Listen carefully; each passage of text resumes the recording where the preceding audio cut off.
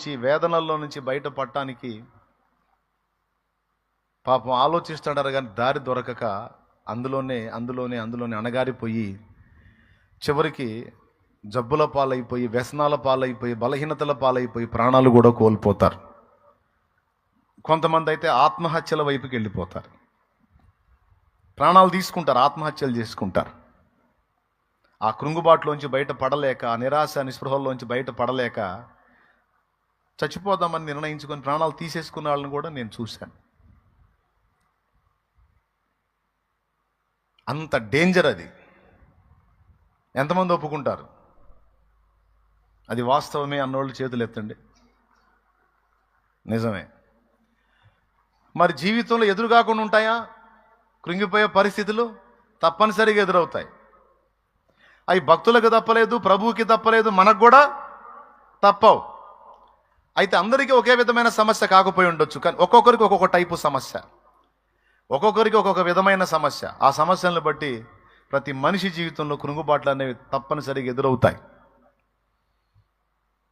ఏదో ఒక కారణాన్ని బట్టి, వారి అవిశ్వాసాన్ని బట్టి ప్రభు వేదన పడ్డాడు, వారి శరీర బలహీనతను బట్టి ప్రభు వేదన పడ్డాడు, వారు మారు మనసు పొందకపోవటను బట్టి ప్రభు వేదన పడ్డాడు, నిరాశపడ్డాడు. అదొక కొన్ని కారణాలను బట్టి ప్రభు యెజబెలు చంపుతానన్న మాటను బట్టి ఏలియా నిరాశపడ్డాడు. తను ఏ తప్పు చేయకపోయినా అన్యాయంగా తన ప్రాణాన్ని తీయడానికి తరుముతున్న సౌలు యొక్క దాడిని బట్టి దావీదు వేదన పడ్డాడు. నేను ఎంతో ఆశించాను, నాకేదో జరిగిద్దని, కానీ నా ప్రాణం తీయడానికి వెంటబడుతున్నాడు, ఇది ఎక్కడ న్యాయం అని పాపం చాలా దుఃఖపడ్డాడు. ఓ సందర్భంలో తనతో కూడా ఉన్న వాళ్ళందరూ ఒక యుద్ధానికి పోయినప్పుడు వాళ్ళు వచ్చేసరికి శత్రువులు వచ్చి వీళ్ళ కలిగిందంతా దోచుకొని సమస్తాన్ని తీసుకొని వెళ్ళిపోతారు, తగలబెట్టేసి. అప్పుడు చాలా కృంగిపోతాడు దావీదు. ఒక్కొక్కడు ఒక్కొక్క కారణాన్ని బట్టి. పౌలు అయితే దేమా ఇహలోకమును స్నేహించి నన్ను వదిలిపెట్టి వెళ్ళిపోయాడు. దేమా వెళ్ళుటను బట్టి పౌలు వేదన పడ్డాడు. ఈరోజు నువ్వు ఏదో ఒక కారణాన్ని బట్టి నీ హృదయంలో కొంత వేదనను కలిగి ఉండొచ్చు. ఒకసారి ఒక తల్లి నా దగ్గరకు వచ్చింది ఈ మధ్యకాలంలోనే ఒక తల్లి ఒక యవనస్తుడి ఫోటో చూపించింది. వాడికి మొత్తం, చిన్నోడికి వయసు మొత్తం ఓ 18, ఓ 19 సంవత్సరాలు కూడా ఉండి లేనట్టు ఉన్నాయి. ఓ 18, 19 ఏళ్ళు కూడా లేవు. చిన్న వయసు వాడే, ఓ 17, 18 ఉంటాయి అంతే. ఆ చిన్నోడి ఫోటో చూపించి,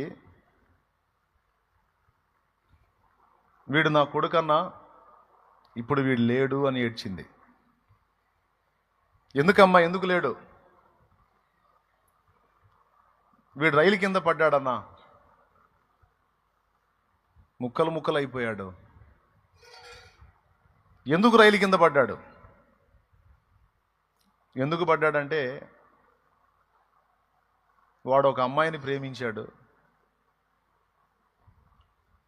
ఆ అమ్మాయి వేరే వాడిని చేసుకోవటానికి సిద్ధపడింది. లవ్ ఫెయిల్ అయిందన్న వాడికి. దాన్ని బట్టి వాడు ఆ పని చేసుకున్నాడన్నా అని బోర్ని ఏడ్చింది.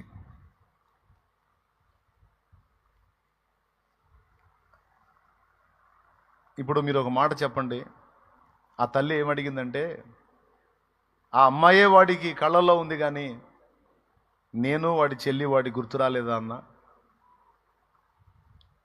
వాడి చెల్లి ఉందన్నా, నేనున్నాను, 9 మాసాలు మోసి కని పెంచి పెద్ద చేశాను కదా.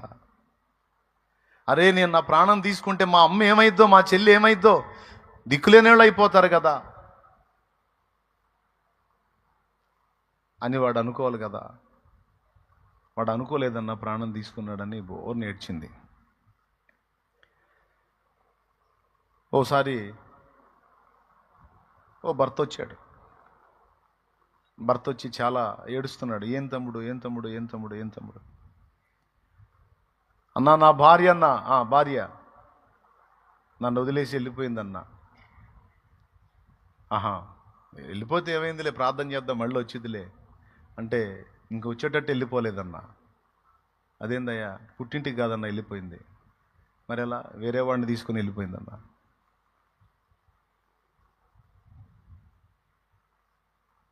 అన్నా నాకిద్దరు పిల్లలన్నా, నా పిల్లలను వదిలేసి వెళ్ళిపోయిందన్నా, వేరే వాడిని తీసుకొని వెళ్ళిపోయిందన్నా. ఇంకా నేను ఎందుకు బతకాలి అని ఏడుస్తున్నాడు. నేను ఇక్కడ కొన్ని విషయాలు చెప్తాను. ఒకసారి ఒక భార్య వచ్చింది. ఇప్పుడు భర్తల సమస్య కాదు, మగపిల్లల ఆడవాళ్ళు కూడా. భార్య వచ్చింది, ఆమె ఏడుస్తుంది. ఎందుకు ఏడుస్తున్నావు? నా భర్త నన్ను వదిలేశాడు, ఇంకొక ఆమెను చేరదీశాడు, ఆమెతోనే బతుకుతున్నాడు, పూర్తిగా నన్ను వదిలేశాడు. నాకు ముగ్గురు పిల్లలు, రూపాయి డబ్బులు ఇవ్వట్లా. నేను బయటికి పోయి చాకిరీ చేయడానికి ఒకడు పసిబిడ్డ ఉన్నాడు, వెళ్ళి పని చేసుకొని రూపాయి డబ్బులు తెచ్చి ఉన్న పిల్లలకి అన్నం పెట్టుకోలేను, ఎందుకంటే చంటి బిడ్డ ఉన్నాడు. ఈ చంటి బిడ్డతో నన్ను వదిలేసి వెళ్ళిపోయాడు. నేను ఎందుకు బతకాలన్నా? నేను నా పిల్లలు చచ్చిపోవాలనుకుంటున్నామని బోర్ నేర్చింది. ఇలాంటి సందర్భాల్లో కొంతమంది నిజంగానే ప్రాణాలు తీసుకున్న వాళ్ళు ఉన్నారు. నా తల వెంట్రుకల కంటే విస్తారంగా ఉన్నారు, లెక్క వేయాలంటే చచ్చిపోయిన వాళ్ళు ఉన్నారు. ఎందుకు? వాడు ప్రేమించే అమ్మాయి ఆమె ప్రపంచం అనుకున్నాడు, ఆమె లోకం అనుకున్నాడు, ఆమె జీవితం అనుకున్నాడు, ఆమె సర్వస్వం అనుకున్నాడు. ఆమె మరొకడికి తలొంచిద్ది, మరొకడికి స్థానం ఇచ్చిద్ది, మరొకడికి చోటు ఇచ్చిద్ది అని అనుకోలే వాడు. ఆమె మాటలన్నీ వీడు నిజమని భ్రమించాడు. ఇక ఆమె ప్రపంచంగా ఫీల్ అయ్యాడు. చివరికి ఆమె మరొకడికి వశమైనప్పుడు, మరొకటితో కలిసి చట్టాపట్టాలు వేసుకొని తిరుగుతున్నప్పుడు, ఆ సమాచారం వీడికి వస్తున్నప్పుడు వీడికి జీర్ణం కాదు అది. దానికంటే చచ్చిపోయింది మేలు కదా. ఇక నేను చెప్తున్నాను కదా, ఎటు పోయినా సరే వాడికి ఆమె సన్నివేశాలే కనపడుతుంటాయి. ఎటు వెళ్ళినా సరే, వాడు ఏం చేయబోయినా సరే, కూర్చున్న ఆమె సన్నివేశాలే, లేచిన ఆమె సన్నివేశాలే, వాడు పడుకున్న ఆమె సన్నివేశాలే. పదే పదే పదే పదే పదే పదే ఇక వాడికి తల్లి, చెల్లి, తండ్రి ఎవ్వరు గుర్తురారు. నేను మోసపోయాను, నేను అన్యాయం అయిపోయాను, నేను ఫెయిల్ అయిపోయాను, ఇక నాకు జీవితం లేదని తట్టుకొని ఏ మందుకో ఏ వ్యసనానికో బానిసైపోతాడు. ఆ మత్తులో వాడు జ్ఞాపకాలు మర్చిపోవడానికి. ఒక్కొక్కడు తట్టుకోలేక ఇందాక నేను చెప్పిన పని చేస్తాడు, పోయి చచ్చిపోతాడు, ప్రాణం తీసుకుంటాడు. ఇది ఒక ప్రేమించిన వాడి విషయంలోనే కాదు, భార్య విడిపోయినా, భర్త విడిపోయినా కొంతమంది నేను ఆయనే సర్వస్వం అనుకున్నాను, కానీ ఆయన నన్ను మోసం చేసి మరో స్టెప్ తీసుకున్నాడు, ఇంకా నేను ఎందుకు బతకాలి అని ఇక ఎప్పుడు మందిరంలో కూర్చున్నా వాడి జ్ఞాపకాలే, బయటికి పోయినా వాడి జ్ఞాపకాలే, నా దగ్గరకు వచ్చినా వాడి గురించే. ఎందుకంటే వాడే సర్వస్వం అనుకుంది, వాడే ప్రపంచం అనుకుంది, వాడే జీవితం అనుకుంది, వాడే లోకం అనుకుంది, కానీ వాడు దెబ్బ కొట్టాడు. ఇక ఆమె జ్ఞాపకాల్లోంచి వాడు పోడు. చివరికి ఏ స్థాయికి పోయిద్దంటే ఇక ప్రాణం తీసుకోవాలి, ఇంకొద్దు నాకు ఈ జీవితం. అలాగే భార్య తన సర్వస్వం అనుకుంటాడు భర్త. అలాంటి భార్య దెబ్బ కొట్టినప్పుడు వానికి కూడా ప్రాణం మీద విరక్తి వచ్చిందండి. నేను నా సర్వస్వం అనుకున్న నా భార్య తన హృదయంలో నన్నుగాక మరొకడికి స్థానం ఇచ్చింది, మరొకడికి తల వంచింది, మరొకడికి చేయి పట్టుకొని వెళ్ళిపోయింది. అంటే ఇప్పటిదాకా అది నాకు కపట ప్రేమ చూపించింది, కపట నాటకం ఆడింది అనేది జీర్ణం కాక చచ్చిపోవాలనుకుంటాడు. ఇక వానికి ఎటు చూసినా ఆమె కనపడుతుంటుంది. ఎందుకంటే ఆమె సర్వస్వం అనుకుని బ్రతికినోడు ప్రతి ఘట్టంలో తననే చూసుకుంటాడు. బయటికి వెళ్ళేటప్పుడు తన వెంట తనే ఉంటుంది, ఎటు పోయినా ఏ ప్రదేశానికి పోయినా తన వెంట తిప్పుకుంటా ఉంటాడు. చివరికి ఇంట్లో తనే, బయట తనే, అన్ని చోట్ల తనే. పదే పదే పదే పదే పదే ఆ జ్ఞాపకాలు వీన్ని వేధిస్తూ ఉంటాయి. ఇక్కడ సైతాన్ ఎంటర్ అవుతాడు, ఇక్కడ దురాత్మలు ఎంటర్ అవుతాయి. ఎంటర్ అయ్యి వాడికి ఆ పిచ్చి పీక్ స్టేజ్కి పోయేటట్టు చేస్తాయి. ఇంకా ఎక్కువగా ఆ జ్ఞాపకాలు, ఎవరన్నా బయట వాళ్ళు వచ్చి కూడా అయ్యే ఊసులు ఎత్తటం, బయట వాళ్ళు వచ్చి కూడా ఆ జ్ఞాపకాలే తవ్వటం, మర్చిపోదామన్న మరపు రాకుండా అవే అవే పదే పదే త్రవ్వబడుతూ చివరికి నేను ఎందుకు బతకాలి, ఇక కష్టం ఈ జీవితం అని దురాత్మల ప్రేరణకు లోనై ప్రాణాలు తీసుకుంటారు. కొంతమంది ఈ అక్రమ సంబంధాల ద్వారా కాకపోయినా నాకు ప్రేమ దొరకలేదు, నేను ఎందుకు బతకాలని కుటుంబంలో ఆశించిన ప్రేమ దొరకక కొంతమంది నిరాశకి వెళ్ళిపోయి కృంగిపోయి చచ్చిపోవాలనుకుంటారు. కొంతమంది తల్లిదండ్రుల ప్రేమ దొరకలేదు, నేను చచ్చిపోతాను అనుకుంటారు. చదువుకున్న పిల్లలు ఎక్కువ శాతం మంది ప్రాణాలు తీసుకుంటున్న కారణం అదే. చదువు చదువు చదువు చదువు చదువు చదువు అని మా అమ్మ మా నాన్న నన్ను చావు కొడుతున్నారు, వెళ్ళిన దగ్గర వాళ్ళు చావు కొడుతున్నారు. కనీసం నేను ఒక మనిషిని, నాకు ఒక మనసు ఉంది, నాకంటూ ఒక ఆనందం ప్రశాంతత అనేది ఉంటుంది అనే ఆలోచనే వాళ్ళకి లేకుండా నీ future future future future future అని చదువు చదువు చదువు అని బరువైన కాడి నా మెడ మీద వేసి నన్ను ఒక యంత్రంలా భావించి నీ బంగారు భవిష్యత్తు బంగారు భవిష్యత్తు బంగారు భవిష్యత్తు అని ఇప్పుడున్న జీవితం, నేను ఆనందంగా కాస్తో కూస్తో గడిపే జీవితం అంతా నాకు వేదనామయం చేసి పెడుతున్నారు. నేను ఎందుకు బతకాలి? స్కూల్లో కాలేజీలో వీళ్ళు అర్థం చేసుకోవటల్లా, ఇంటికి పోతే వాళ్ళు అర్థం చేసుకోవటల్లా, ఎవరు నన్ను ప్రేమించి నన్నుగా అర్థం చేసుకుని నా మనసుని గుర్తించే వాళ్ళు ఒక్కళ్ళు కూడా నాకు కనబడట్లేదని కాలేజీల్లో ఫ్యాన్స్ కూరేసుకుంటున్న పిల్లలు లేకపోలేదు, బిల్డింగ్స్ మీద నుంచి దూకి చనిపోతున్న పిల్లలు లేకపోలేదు.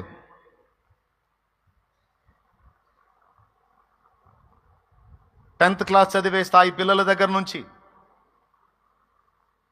తల్లిదండ్రుల ప్రేమ కొరబడి, తల్లిదండ్రుల ప్రేమ దొరకక, అంటే వాళ్ళు ప్రేమ గల్లోళ్ళే కానీ ఆ ప్రేమను చూపించడం, ప్రేమను వ్యక్తపరచడం వీళ్ళకి తెలియచావదు. నువ్వు చదవాలి చదవాలి చదవాలి చదవాలి చదవాలి. అమ్మా చదివి నీ శక్తి అంతవరకు చదువు, శక్తికి మించే నువ్వు ఇబ్బంది పడొద్దు, ఫ్రీగా ఉండు, రిలాక్స్గా ఉండు. ఏదైతే అదైంది, ఫస్ట్ క్లాసులు కొట్టాల్సిన అవసరం లేదు, వస్తే వచ్చింది దేవునికి స్తోత్రం, లేకపోతే సెకండో లేదా థర్డో ఏం పర్వాలా, అసలు ఏ క్లాసు రాకపోయినా పర్వాలా, ఫెయిల్ అయినా పర్వాలా, నువ్వు రిలాక్స్గా ఉండు అని ధైర్యం చెప్పే తల్లిదండ్రులు ఎంతమంది ఉంటారు? పిల్లలకి అంత మాత్రం భరోసా ఇచ్చే తల్లిదండ్రులు ఎంతమంది ఉంటారండి? ఫెయిల్ అయినా పర్వాలా, నువ్వు దాని గురించి ఏమి ఇబ్బంది పడొద్దు, ఒత్తిడికి గురి కావద్దు, రిలాక్స్గా ఉండు అని బిడ్డలకి చెప్పేటువంటి తల్లిదండ్రులు ఉంటే ఆ పిల్లలు ధన్యులు. కానీ బరువైన కాడి వాడి మీద వేసి నీ ఫ్యూచర్ బరువైన కాడి ఆమె మీద వేసి నీ ఫ్యూచర్ అని పిల్లల ప్రాణాలతో చెలగాటం ఆడేటువంటి మూర్ఖుల గురించి చెప్తున్నాను నేను. మూర్ఖత్వమే ఉందన్న, వాళ్ళ ఫ్యూచర్ కదా మరి అంటే నీ బొంద నీ బొంద బొంద బొంద నీ బొంద. వాళ్ళ ఫ్యూచర్ అని కాస్తో కూస్తో ఆనందకరంగా జీవించేటువంటి ఆ జీవితం మొత్తాన్ని నాశనం చేసి ఆడబెడతా ఉన్నారు కొంతమంది. అరే చదవాలిరా బాబు, చదవద్దని ఎవడు చెప్పాడు? చదవాలి, చదివితేనే కదా వాళ్ళకి ఏదన్నా భవిష్యత్తులో ఉద్యోగం సద్యోగం ఏదో వచ్చి బతుకుతారు, కాదని నేను అనట్లా. కానీ పుట్టింది అసలు అందుకోసం అన్నట్టు వాడి బతుకంతా దాని మీదనే రుద్ది మనం ఒక బుడ్డదాన్ని చూసాను, దానికి మొత్తం 5 ఏళ్ళు లేవు, పెద్ద మూట అయితే వేసేది దాని పాప భారం లాగా దాని వెనక. దానికంటే మించుందండి దాని బరువు. యాత్రికుని ప్రయాణంలో యాత్రికుడు నడిచినట్టు నడుస్తుంది.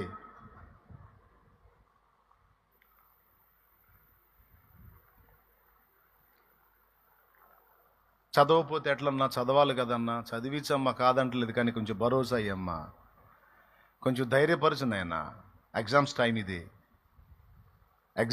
ఇది. భయం ఏం చేసిందో తెలుసా? జాగ్రత్త అంటే బాగా నడిచేవాడు కూడా పడతాడు. నేను చెబుతున్నాను, నా దగ్గరికి ప్రార్థన చేసుకోవడానికి వచ్చిన వాళ్ళందరికీ నేను అదే చెప్తాను, ఏమైతే అదే రాసే, నేను అదే చెప్తా, ఏమైతే అదే రాసే. నువ్వు ఇలా అంటున్నావు అన్న, మా మమ్మీ డాడీ ఒప్పుకోవట్లేదన్నా, అలా ఫస్ట్ క్లాస్ కొట్టాల్సిందే నువ్వు అంటారన్న, చాలా టెన్షన్గా ఉందన్న, నీ గుండె దడతో చెప్తుంది పాపం.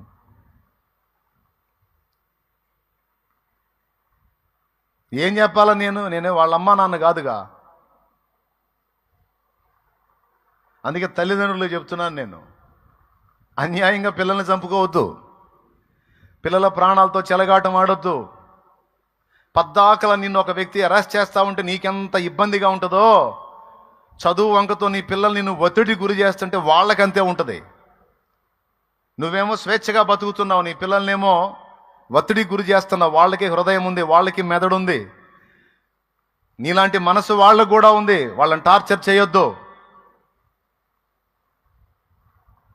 చిన్న చిన్న వయసులో రోగగ్రస్తులు అవుతున్నారండి. మతిపోతుంది పిల్లలకు, తెలుసా? మెంటల్ ఎఫెక్ట్ వచ్చి, అన్న వీడికి మైండ్ పని చేయట్లేదు అన్న, ఏందో వాళ్ళు వాడే మాట్లాడుకుంటున్నాడు, ప్రార్థన చేయన తెచ్చిన వాళ్ళు చాలా మంది ఉన్నారు. ఎందుకు వచ్చింది ఆ పరిస్థితి వాడికంటే? టార్చర్. కొంతమంది ప్రాణాలు తీసుకుంటుంటే కొంతమంది మెంటల్ హాస్పిటల్ పాలవుతున్నారు, కొంతమంది అసలు మొత్తంగా ఎగ్గొట్టి వెళ్ళిపోతున్నారు.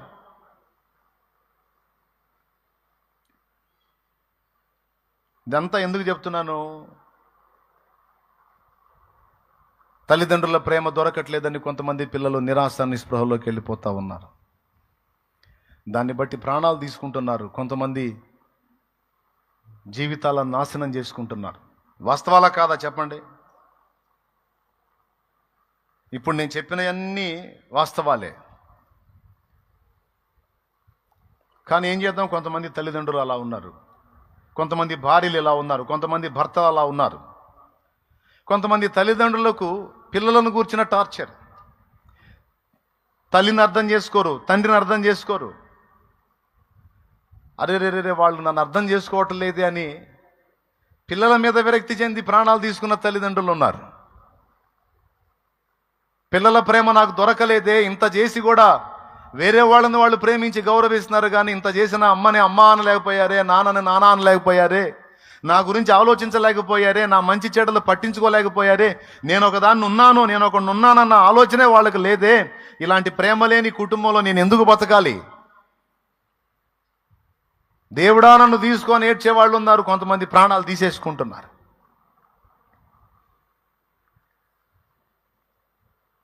మరి ఎట్లా? దీనికి పరిష్కారం ఏంది? స్తోత్రం చెప్పండి అందరు కలిసి. నిజంగా మీరు సీరియస్గా వింటున్నారా, లేకపోతే నిద్ర ఏమైనా పోతున్నారా? అయ్యా, నిద్రపోయే మ్యాటర్ కాదు ఇది, ఎవరు కళ్ళు మూయకండి. మీ జీవితంలో ఇందులో ఏదో ఒక టచ్ అయ్యిద్ది, ఆలోచించండి. ఏదో ఒక విషయాన్ని బట్టి మీరు నలుగుతుండొచ్చు. కొంతమందికి భర్త విడిపోడు, కానీ భర్త అర్థం చేసుకోవట్లేదని బాధ. కొంతమందికి భార్య విడిపోదు, కానీ భార్య అర్థం చేసుకోవట్లేదన్న బాధ. సమస్యలు తీరక కొంతమంది, అప్పులు తీరక కొంతమంది. దేవుని వాక్యం ఏం చెబుతుందో తెలుసా? సంతోషము గల మనస్సు ఆరోగ్య కారణము అనుంది. సంతోషము గల మనస్సు ఆరోగ్య కారణం, ఆరోగ్యం ఇస్తుంది. అంటే అర్థం ఏంటి? సంతోషము లేని, నిరాశ నిస్పృహలో దుఃఖములో బ్రతికేటువంటి మనస్సు రోగ కారణము అని అర్థం. ఎక్కడుందో తీయగలరా? సంతోషము గల మనస్సు ఆరోగ్యమునిచ్చునన్న మాట ఎక్కడుంది? సామెతల్లో ఉంది.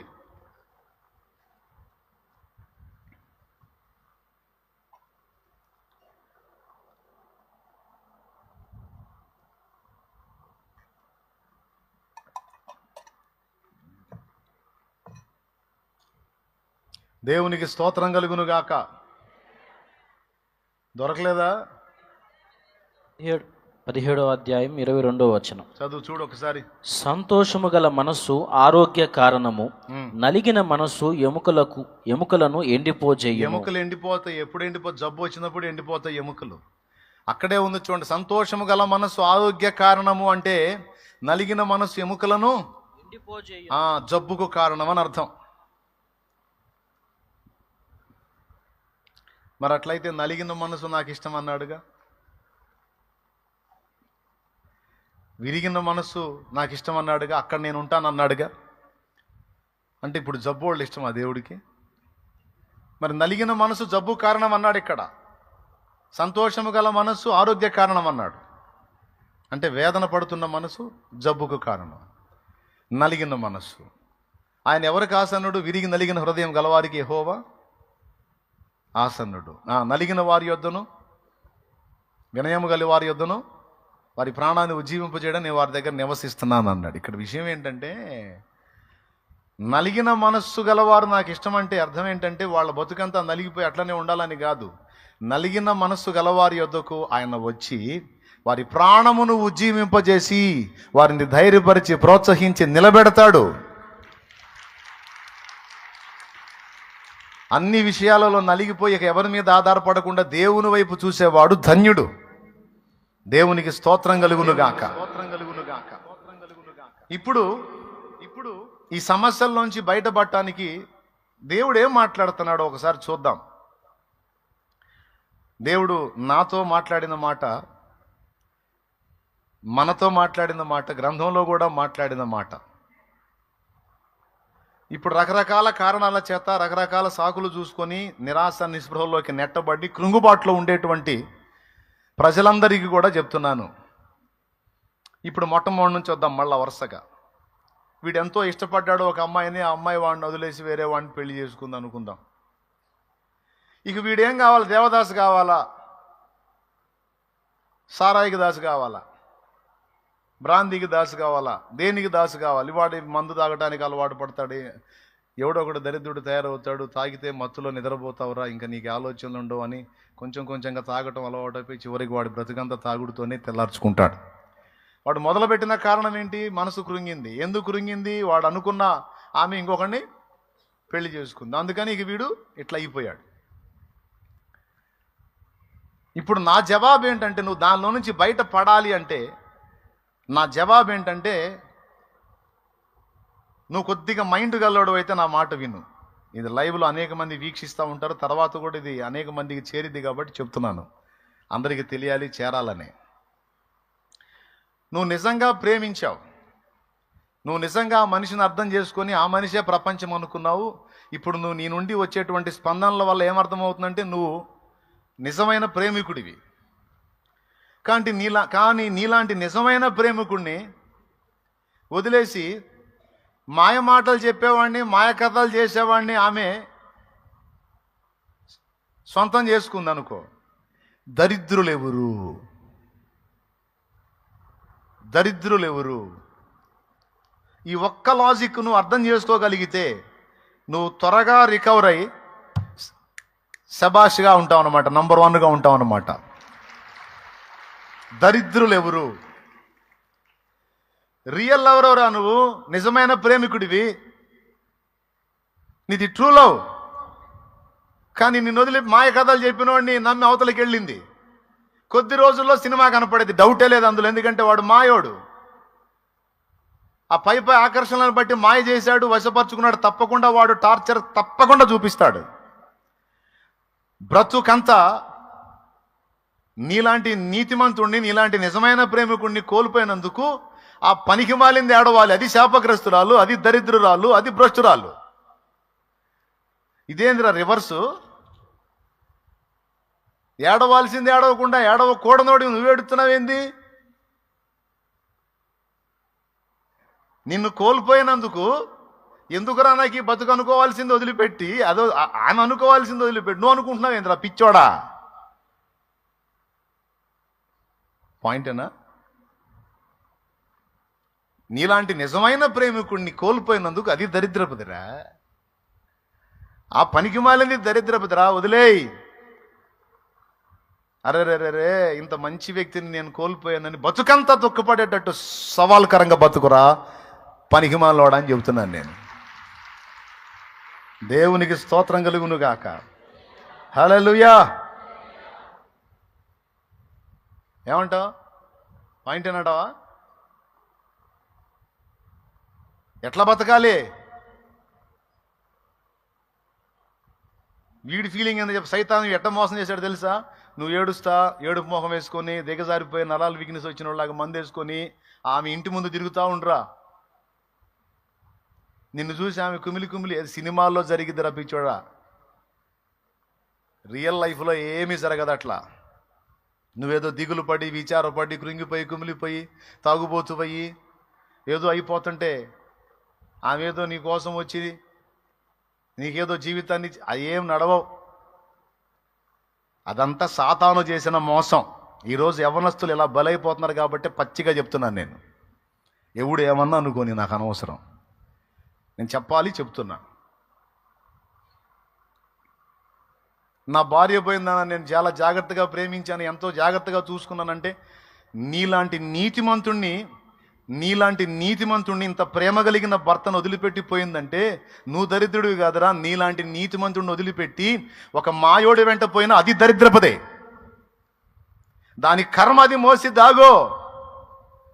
రేపు నెత్తి నోరు కొట్టుకుంటుంది.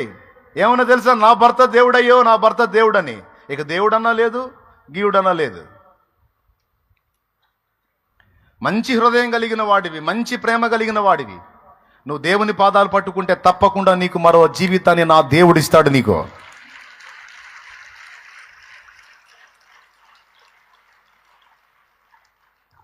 ఇయ్యకపోయినా పర్వాలా, నీ బిడ్డలు పెట్టుకొని అలాగా నిజాయితీగా బతుకో.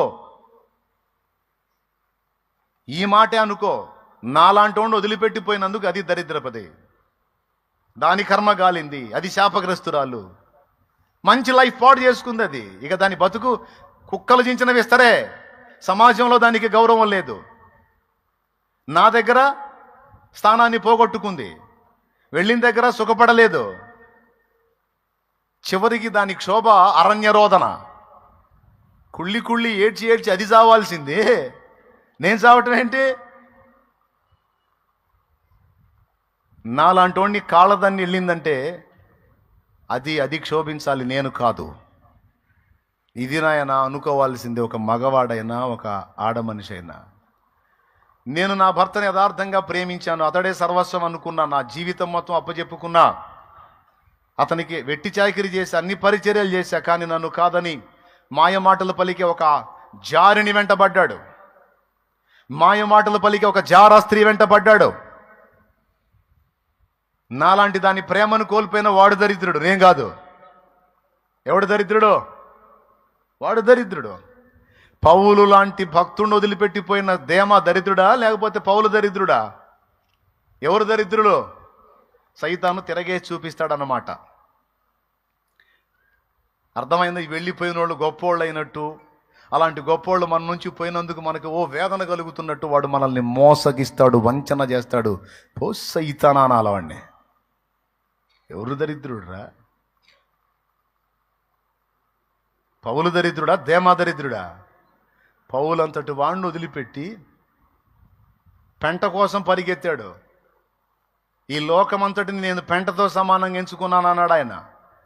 ఏవేవి నాకు గొప్పవి అయి ఉన్నాయో, ఏవి శ్రేష్టమై ఉన్నాయో అవన్నీ కూడా నేను పెంటతో సమానంగా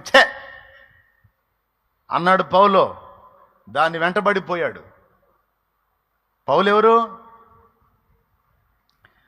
నీతి కిరీటం దర్శనముగా దర్శించిన పరిశుద్ధ పౌలుకు, నీతి కిరీటం దర్శనముగా దర్శించిన పరిశుద్ధ పౌలుకు విశ్వాసము కాచినావు,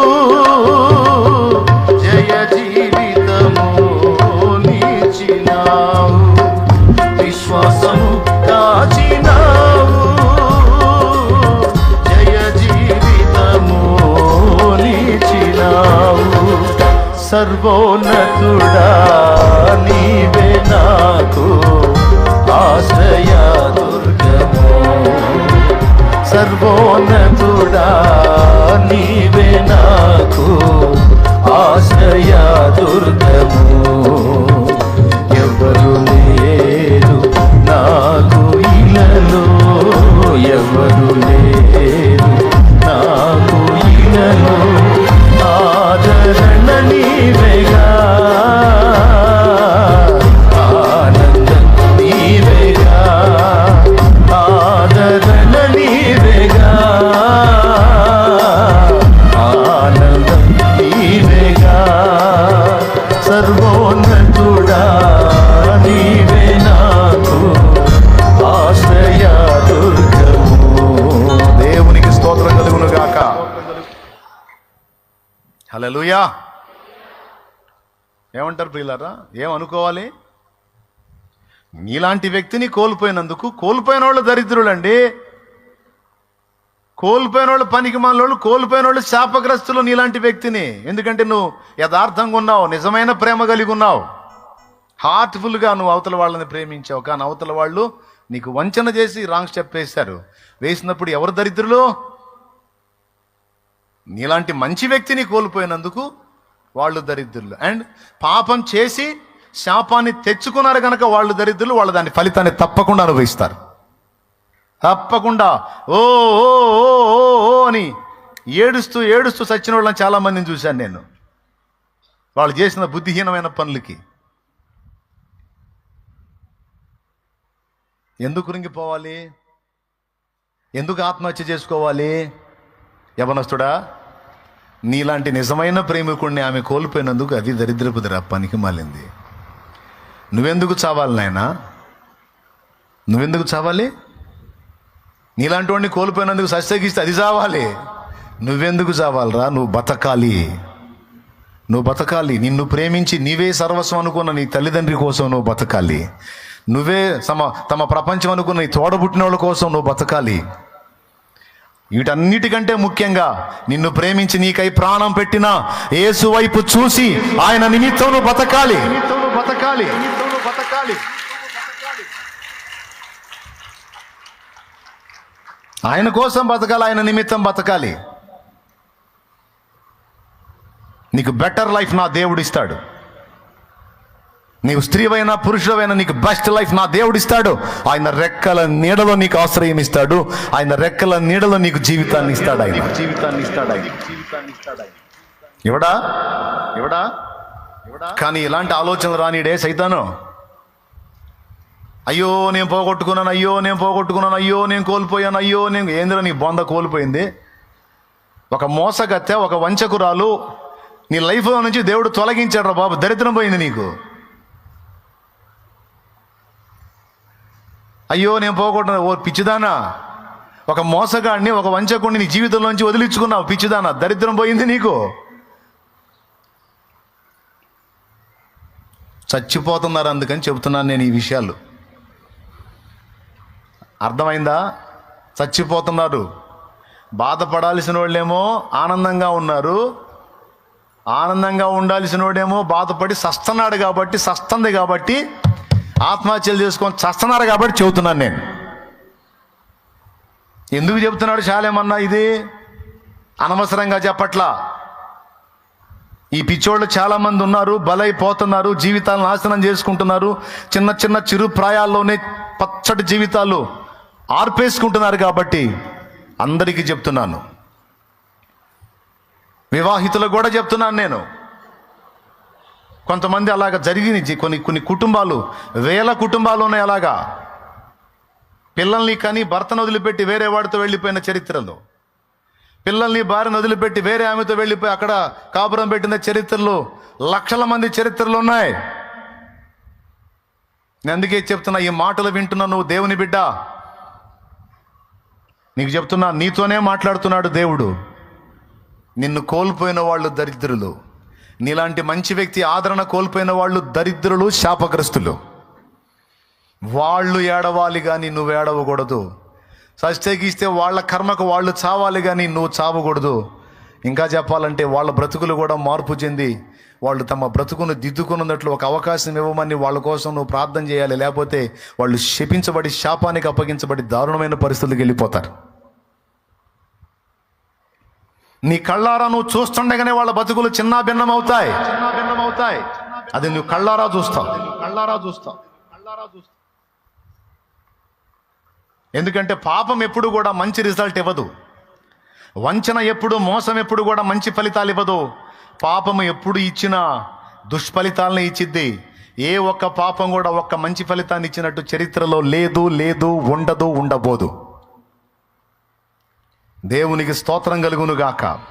చెప్పు, గట్టిగా చెప్పు, పెద్దగా చెప్పు. ఒకవేళ నీ పిల్లలు ఈ కండిషన్లో నీకు కనబడితే, అమ్మా నేను లైఫ్ పోగొట్టుకున్నానమ్మా అంటే నువ్వు చెప్పు, నీలాంటి వాడిని కోల్పోయినందుకు అది దరిద్రపతిరా, నీకేమరా బంగారం రా. సవాల్కరంగా నిలబడాలి, నువ్వు తల ఎత్తుకొని నిలబడాలి.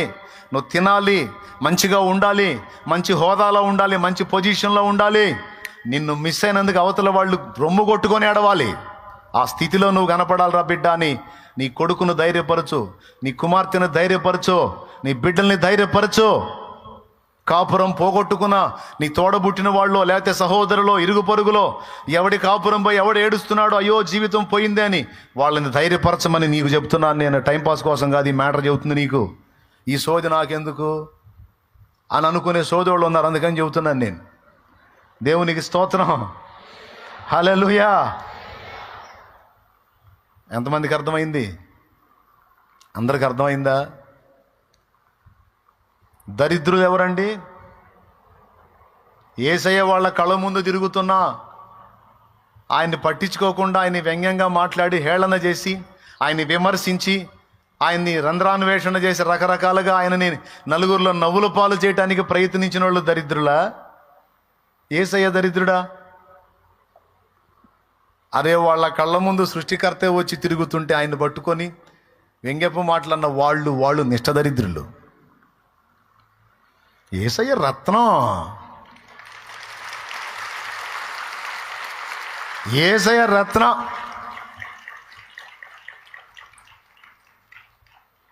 నీ తల్లిదండ్రి నేను అర్థం చేసుకోలేదా?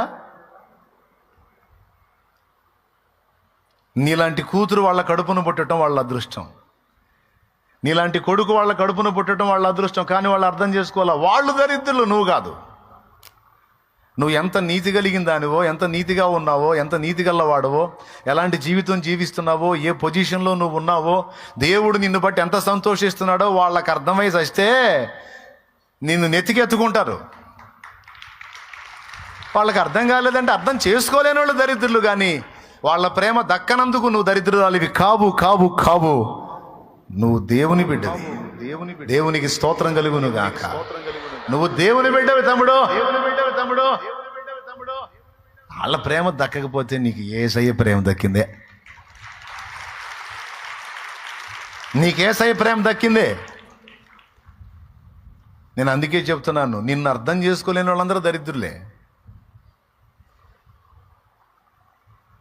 అంతే.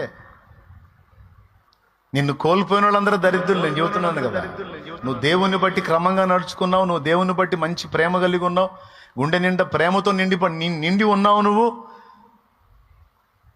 నిన్ను ఆశ్రయించిన వారికి నువ్వు హెల్ప్ చేసే వ్యక్తివై ఉన్నావు, వారిని ఆదుకునే వ్యక్తివై. అయినా నిన్ను కోల్పోయారు వాళ్ళు దరిద్రులు. మంచి వాళ్ళని కోల్పోయిన వాళ్ళందరూ దరిద్రులే. ప్రైజ్ ద లార్డ్, హల్లెలూయా. కానీ దీన్ని రివర్స్లో చూపిస్తాడు సైతానుగాడు. చూపించి నిరాశ ఊబిలోకి నెట్టి, కృంగుబాటులోకి నెట్టి చచ్చిపో అంటాడు వాడు. రివర్స్లో ఎట్ట చూపిస్తాడు? ఏడవలసిన వాళ్ళు ఏడవటం కాదు, ఏడవకూడని నువ్వు ఏడిచేటట్టు చేస్తాడు వాడు. నీకు నీ భార్య ప్రేమ దక్కలేదుగా. అందరూ భార్యలు చూడు ఎట్టున్నారో, నీ భార్య చూడు, నీకు నీ భార్య ప్రేమ దక్కలేదుగా. భార్య ప్రేమ దక్క నువ్వు ఎందుకు బతకాలి? నువ్వు ప్రేమించిన అమ్మాయి ప్రేమ నీకు దక్కలేదుగా, నువ్వెందుకు బతకాలి? నీ తల్లిదండ్రుల ప్రేమ నీకు దక్కలేదుగా, నువ్వెందుకు బతకాలి? నీ పిల్లల ప్రేమ నీకు దక్కలేదుగా, నువ్వెందుకు బతకాలి? దీనికి సమాధానం ఏంటి? అందుకని యేసయ్య చచ్చిపోయాడా?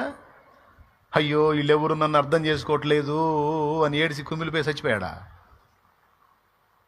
లెక్క కూడా చేయలే. బాధ వచ్చినా దులిపి అవతల పడేశాడు. దేవునికి స్తోత్రం కలుగును గాక. వేదన వచ్చినా దులిపి అవతల పడేశాడు. ఓ సేవకుడా,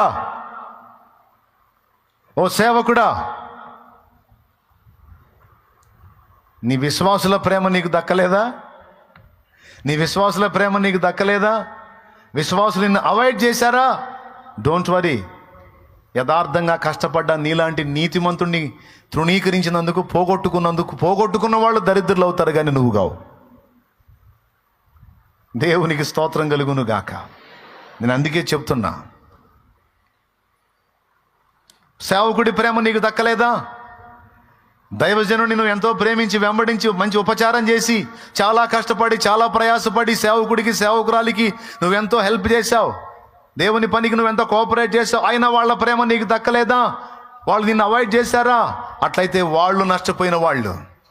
దరిద్రం వాళ్ళది. ఎందుకంటే నీలాంటి నమ్మకస్తుడిని, నీలాంటి నమ్మకస్తురాల్ని, నీలాంటి భక్తిపరుణ్ణి, భక్తిపరురాల్ని, అంకిత భావంతో దేవుని కొరకు కష్టపడే నీలాంటి పరిచారకుడిని, పరిచారకురాల్ని, మంచి పాత్రని లాస్ చేసుకున్నందుకు ఆ సేవకుడు దరిద్రుడు, ఆ సేవకురాలు దరిద్రురాలు. నువ్వు కాదు, నిన్ను అవాయిడ్ చేసిన వాళ్ళు దరిద్రులు. చూడండి, ఈ విషయాన్ని చూడవలసిన కోణంలో చూడటానికి నేర్చుకోమని ఈ శుక్రవారం రోజు మీకు అందిస్తూ ఉన్నాను. విషయాన్ని ఏ సంగతినైనా సరే ఏ కోణంలో చూసి మనం బయటపడాలి, ఏ కోణంలో సైతాను చూపించి మనల్ని చావగొడతాడు అనే దాన్ని మనం గ్రహించుకోకపోతే దెబ్బతింటాం.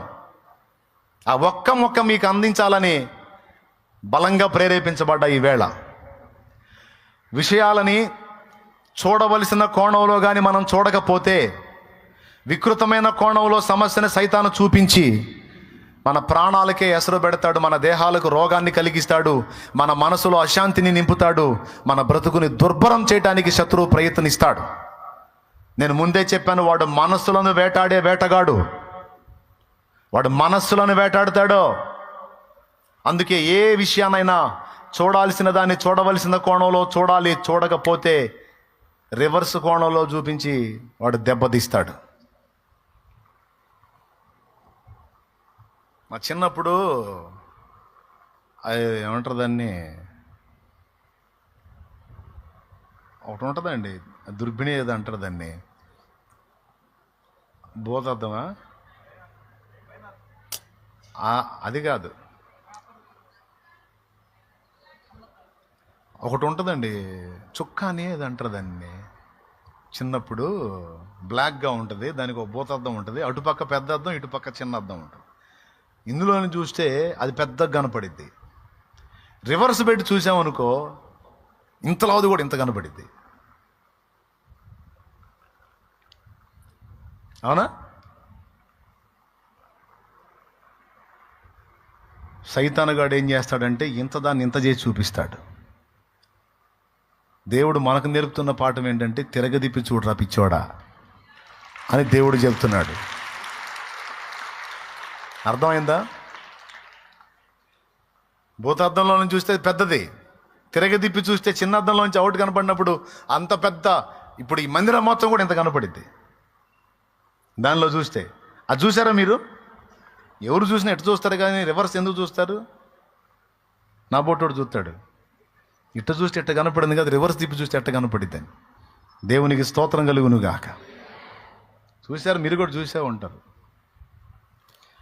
దేవుడు నేర్పుతున్న పాఠం ఏంటంటే సైతాను ఇంతదాన్ని నీకు భూతద్దంలో చూపిస్తున్నాడు.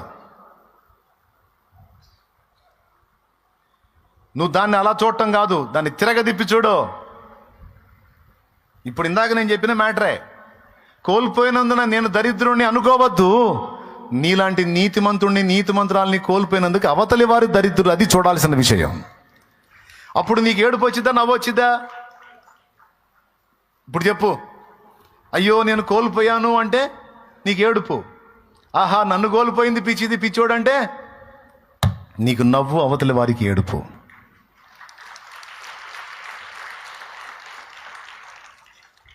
ఇది దేవుడు చూడమన్న కోణం. సంగతులను మనం చూడవలసిన కోణంలో చూడకపోతే మనం దెబ్బతినే అవకాశం ఉంది, మెంటల్ టార్చర్ అనుభవించే అవకాశం ఉంది, రోగగ్రస్తులమయ్యే అవకాశం ఉంది, ప్రాణాలు కోల్పోయే అవకాశం ఉంది, మానసిక ఒత్తిడికి, అశాంతికి, ఆవేదనకు గురయ్యే అవకాశం ఉంది. దానివల్ల మొత్తం క్షోభే. అలా వద్దు, అలా వద్దు. జనాలు ఎలాగైనా తిప్పుతారు, జనాల మాటలు కూడా మనం చూడాల్సిన కోణం ఉంది. ఇప్పటిదాకా వ్యక్తుల ప్రవర్తనని మనం చూసాం, ఇప్పుడు జనాల మాటల కోణాన్ని కూడా మనం చూద్దాం. రెండవ పాయింట్గా జనాల మాటల కోణం. ఇప్పటిదాకా వ్యక్తులు మనల్ని విడిచిపోయినప్పుడు మన పరిస్థితులు ఏంటనేది మనం ఆలోచించుకున్నాం. ఇప్పుడు మనం జనాల మాటల కోణాన్ని కూడా చూద్దాం. మాటల కోణం ఏంటో తెలుసా? ఓడ పగిలింది, సముద్రంలో ఓడ పగిలింది, చెక్క మొక్కలైంది. ఉన్నోళ్ళందరూ ఆ చెక్క మొక్కల మీద మెలితే అనే ద్వీపమునకు చేరారు. ఆ ద్వీపంలో దిగారు, అందరూ ఒడ్డుకొచ్చారు. ఒడ్డుకొచ్చి చలికి బిగసకపోతున్నారు. ఆ చలి దెబ్బకు తట్టుకోలేక అక్కడున్న పుల్లలన్నీ ఒక కుప్ప వేసుకొని చలిమంట వేసుకొని అందరూ చలి కాపుకొని ప్రాణాలు కాపాడుకుంటున్నారు. పౌలు భక్తుడు కూడా ఉన్నాడు అందులో. పౌలును బంధించి తీసుకెళ్తున్నారు తీర్పుకి. ఆయన కూడా ఉన్నాడు అందులో. ఆయన ఏం చేశాడో తెలుసా? చలి కాసుకుంటున్నారు కదా, నేను కూడా కూర్చుంటే ఎట్లే అని పుల్లలేరాడు. పుల్లలేరి ఒక మోపులా గట్టి తీసుకొచ్చి ఆ మండుతున్న మంటలు ఈ పుల్లల మోపేశాడు. ఇంకాస్త పెద్ద మంట వచ్చింది, ఇంకొంతమందికి చలి కాగుద్దని వేసాడు. వేసి ఇక ఆయన కూడా పాప ఇక చలి కాచుకుంటున్నాడు. ఆ పుల్లలో మోపేసి చలి కాచుకుంటున్నాడు. చుట్టూ జనం ఉన్నారు, చలి కాచుకుంటున్నారు అందరూ. ఈలోపు ఆ కట్టెల్లో నుంచి ఓ పాము వచ్చింది బయటికి. పౌలు కొప్పేసేటప్పుడే అది ఆ కట్టెల్లోకి చేరుంది. ఆ మోపు అలాగ తీసుకొచ్చి మంటల్లో వేసాడు. ఆ కాక దెబ్బకి అది బయటకు వచ్చింది. బయటకు వచ్చి అందుబాటులో పౌలు చేయి కనపడింది. తాపీమని పట్టుకుంది, కాటేసింది. కాటేసి వదల్లా అట్టనే పట్టుకొని ఉంది అలాగా ఆయన చేతిని. జస్ట్ అప్పుడే చావు తప్పి కన్నులు అట్టుపోయినట్టుగా బయటపడ్డారు. వెంటనే మళ్ళా ఇదొకటి. చుట్టూ ఉన్న జనం ఏమన్నారో తెలుసా? ఇతడెవడో భయంకరమైన పాపిలాగున్నాడు, భయంకరమైన పాపిలాగున్నాడు. అరే, సముద్రంలో తప్పించుకుంటే సర్పము కాటుకు బలవుతున్నాడు. ధర్మం అతన్ని బ్రతకనీయదు. ఇతడెవడు అన్యాయస్తుడిలాగున్నాడు, నేరస్తుడిలాగున్నాడు. ఇతడు తేడా. సముద్రంలోంచి చావు తప్పించుకున్న సర్ప రూపంలో చావు వచ్చేసింది అని మాట్లాడేసి వెంటనే వాళ్ళ మాటలకు వచ్చేసినాయి. చూస్తారా ఆ సన్నివేశం? చూడండి అపోస్తలుల కార్యములు 28వ అధ్యాయం 4వ వచనం. ఆ ద్వీపవాసులు ఆ జంతువు అతని చేతిని వేలాడుట చూచినప్పుడు నిశ్చయముగా ఈ మనుషుడు నరహంతకుడు, ఇతడు సముద్రము నుండి తప్పించుకునినను న్యాయం అతన్ని బ్రతుకునేదని తమలో తాము చెప్పుకొనిరి. అతడైతే ఆ విష జంతువును అగ్నిలో జాడించి వేసి దేవునికి స్తోత్రం కలుగును ఏ హానియు పొందలేదు. వారు అతని శరీరము వాచునో లేక 5వ వచనంలో ఏమన్నారండి? వాళ్ళన్న మాటని విన్నాడు, అయ్యేం పట్టించుకోవాలా. నిజంగా వాళ్ళ మాటలు కానీ పౌలు తీసుకొని ఉంటే దెబ్బకే అవుట్. పాము కరిసింది, విషం ఎక్కిద్ది. పాము కరిసి వదిలేలా మళ్ళా ఎగ్దం అలా పట్టుకొని ఉంది అంటే బాడీలోకి విషం పంపిస్తా ఉంది. నన్ను తీసుకొచ్చి మంటలు వేస్తావా అని పట్టుకొని విషం ఎక్కిస్తా ఉంది ఫుల్గా. వాళ్ళందరూ తలా ఓ మాట అన్నారు, నరహంతకుడు, దుర్మార్గుడు, పాపి అయిన మనుషుడు, న్యాయం అతన్ని బ్రతకనీయదు, సముద్రంలో తప్పించుకున్న పాము చేతిలో దస్తున్నాడు ఇప్పుడు అని టపా టపా టపా టపా మాట్లాడేశారు. ఒక్కొక్కడు ఎదురు చూస్తూ ఉంటాడు. మనుషుల్ని బాగు చేసే మాటలు మాట్లాడరు, మనుషుల్ని పాడు చేసే మాటలు, వ్యతిరేకమైన మాటలు, విమర్శనాత్మకమైన మాటలు. కొంతమంది బతుకులయ్యి వాళ్ళ జీవితాలు అంతే.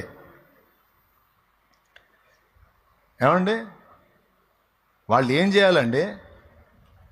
దరిద్రులు కాకపోతే ఏం చేయాలో ఆ పామును లాగేసి వెంటనే ఆ చేతికి ఒక క్లాత్ కట్టేసి ఆ విషాన్ని నోటితో లాగేసి ముందు అతని ప్రాణాన్ని కాపాడొద్దు. ఒక పక్క ఆవంతున పాము కరిసి ప్రాణాపాయంలో అవతల మనిషి ఉంటే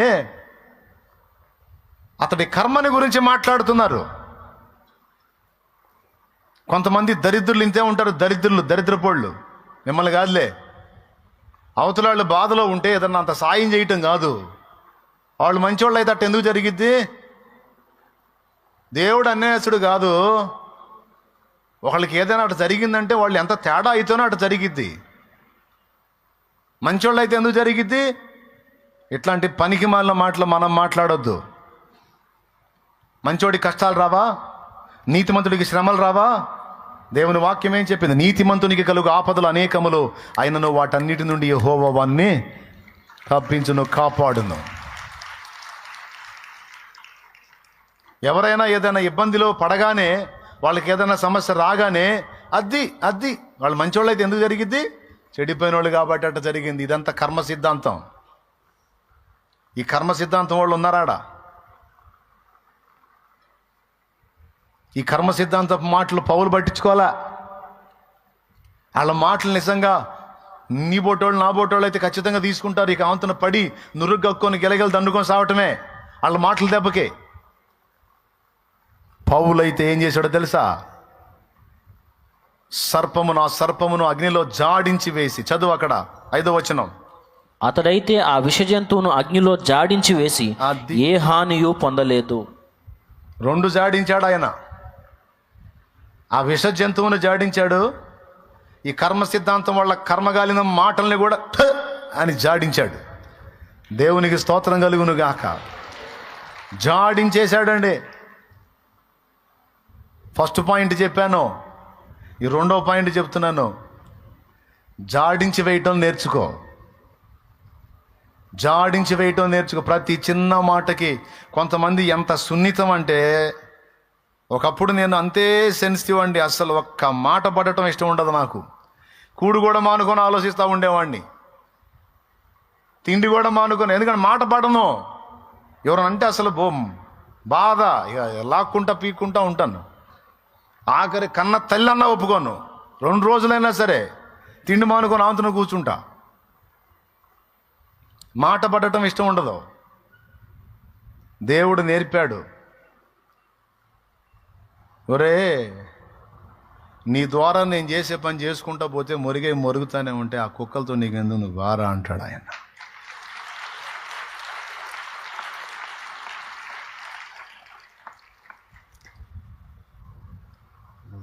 కుక్క పని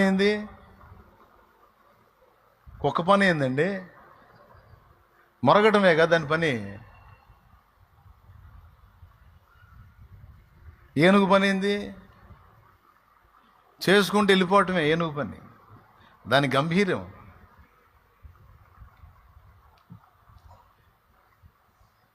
మురిగే కుక్కలు మొరుగుతానే ఉంటాయి, వాటి పని మొరగటమే. ఆ మురిగేదేదో సువార్త మురిగితే బాగుండు, 4 ఆత్మలు రక్షించబడతాయి. ఆ మురిగేదేదో యేసయ్య వార్త మురిగితే బాగుండు, అన్ని జనుల మధ్యలోకి వెళ్ళి. అబ్బే ఇప్పుడు అది ఆ మొరగటం ఆపేశారు. అది మొరగటం ఆపేసి వాళ్ళ మీద వీళ్ళ మీద వాళ్ళ మీద మురిగి ఏమండి, ఈ మొరుగుడే వాళ్ళ బతుకంతా. నీ మీద మొరిగే వాళ్ళు కూడా ఉంటారు.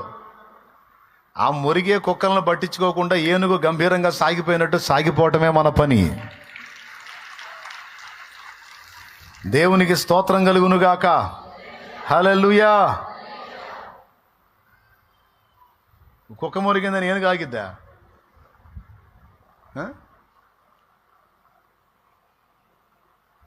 వేలాది ఆత్మలండి దేవుని కృపలో రక్షణ పొందింది. వేలాది ఆత్మలో.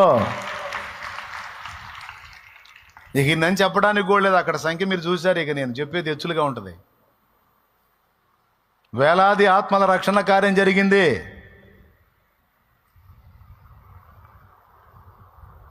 ఇక ఈ లైన్లో ఉంటాయిగా, కుక్కల లైన్లో ఉంటాయిగా, వాటి పని అవి చేయాలిగా. మరి అవి ఈ లైన్లోకి వస్తాయిక. ఇప్పుడే కాదు, ప్రతిసారి. కానీ మీకు అందరికీ చెప్తున్నాను, నేనైనా మీరైనా ఎవరైనా పొగిడినప్పుడు పొంగకూడదు, విమర్శించినప్పుడు కృంగకూడదు, లెక్క కూడా చేయకూడదు. జాడించి అవతల పడేసేయమన్నాడు దేవుడు. జాడించి అవతల పడేసేయి. సర్పాలతో నీకెందుకురా? సర్ప సంబంధుల మాటలతో నీకెందుకో? నీతో మాట్లాడుతున్నాడు ఈవేళ. అప్పుడప్పుడే నాలుక తిప్పేస్తారు మనుషుల మాటలు. అప్పుడే పొగుడతారు, అప్పుడే మళ్ళీ తిప్పేస్తారు నాలుక. మనుషుల మాటలు లెక్క కూడా చేయొద్దు. ఇప్పుడు వీళ్ళు చేశారు అదే పని. వీళ్ళు చేశారండి. పాము గరిసినప్పుడేమో నరహంతకుడు అన్నారు, పాము గరిచినప్పుడు పాము అతని చేతిని వేలాడుతున్నప్పుడేమో నరహంతకుడు న్యాయం అతన్ని బ్రతకనీయదు, దుర్మార్గుడు పాపాత్ముడు పోతాడు ఇంకా సేపట్లో అనుకున్నారు. మీలాంటి నాలాంటి బలహీనుడై ఉంటే పౌలు అయ్యో నిజంగా నేను చచ్చిపోతా పోయేవాడు. ఏబా అని దులిపేశాడు అంతన. ఆ మంటలోనే దులిపేశాడు. పామేమో కాలిపోయింది, ఈ నోళ్ళేమో మూతపడ్డాయి. పట్టిన పాము కాలిపోయింది, తిట్టిన నోళ్ళు మూతపడ్డాయి. ఇప్పుడు గమనిస్తూ ఉన్నారు ఏమైద్దో అతని శరీరము వాచునో అకస్మాత్తుగా పడి చచ్చునో అని కనిపెట్టుచుండేది. కనిపెట్టకపోతే ఏదన్నా వైద్యం చేయొచ్చు కదండి. వీళ్ళని ఏం తీసుకొని కొట్టాలండి నాకు అర్థం కాదు. చెప్పు తీసుకొని కొట్టాలా లేకపోతే చేట తీసుకొని కొట్టాలా? ఈ దరిద్రులను ఏం చేయాలా? కేవలం మాటలకే పరిమితం, కేవలం మాటలకే పరిమితమై చేతలు లేని చేవలేని చవట దద్దమ్మల మాటలు మనం పట్టించుకోకూడదు.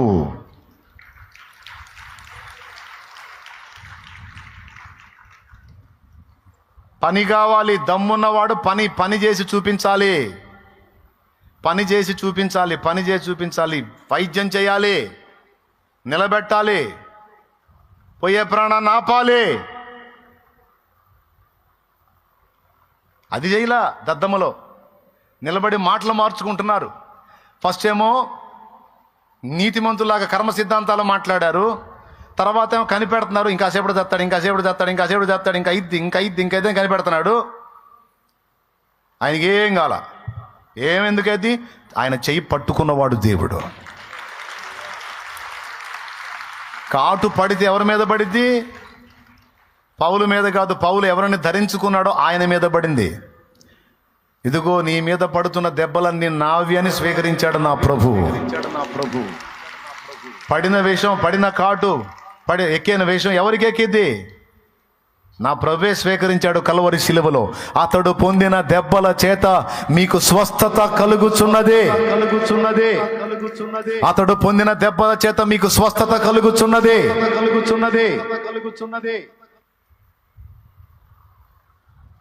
దులిపేశాడు హాయిగా చలిమంట కాసుకుంటా తనని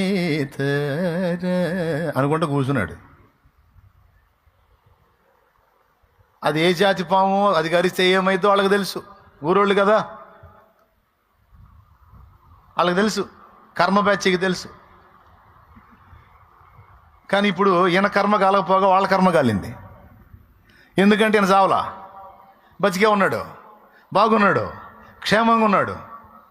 అప్పుడు వాళ్ళ కర్మ కాలి ఇంతలో పాము విషంగా, ఆ పాము కరిస్తే బాడీ వాసిద్ది, ఆవంతున పడి చస్తారు. అలాంటిది ఏమీ కాకుండా ఉన్నాడంటే ఇతడు ఒక దేవత. ఊరు ఇప్పుడే కదరా నరహంతకుడు అంటే, ఊరు ఇప్పుడే కదరా తేడా అంటే, ఊరు ఇప్పుడే కదరా అన్యాయస్తుడు అంటే, ఇప్పుడే కదరా న్యాయ దేవత అతని బ్రతకనీయదంటే ఇప్పుడు అతని దేవత అంటున్నారేంటి? అది కదరా మీ నాలుక, అది కదరా మీ బుద్ధి, అది కదరా మీ బతుకు. ఇలాంటి వాళ్ళ మాటలు నేను ఎందుకు పట్టించుకోవాలరా?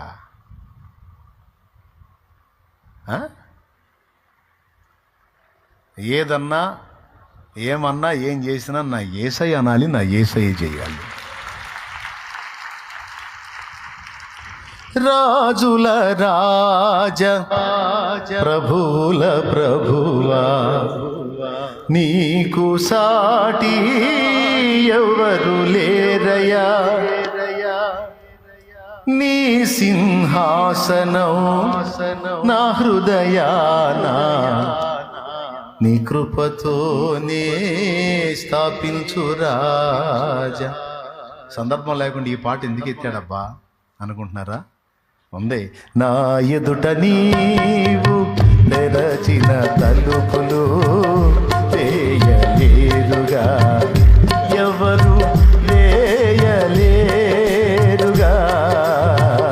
నీవు తెరచిన తలుపులు, నీవు తెరచిన తలుపులు, నా ఎదుట నీవు తెరచిన తలుపులు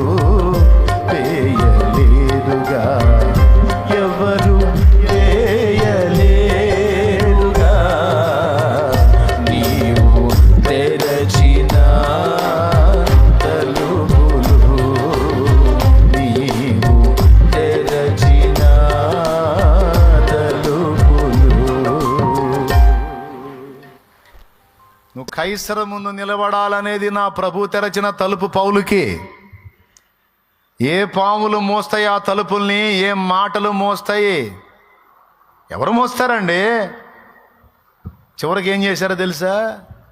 వాళ్ళ గూడెం పెద్ద పేషెంట్ అయి ఉంటే ఈయన తీసుకొని పోయారు. కర్మ బ్యాచి,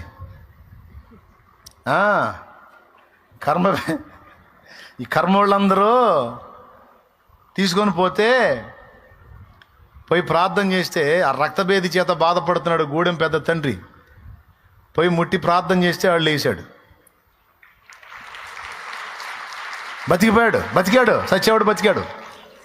రక్తభేది, రక్త విరోచనాలు, చచ్చిపోయే పరిస్థితికి వచ్చాడు. కరెక్ట్గా పౌలు పోయి చేతుల నుంచి ప్రార్థన చేశాడు, బతికి బయటకు వచ్చాడు. కార్యం జరిగింది అక్కడ. ఇక జైలు సత్కారాలు, సన్మానాలు.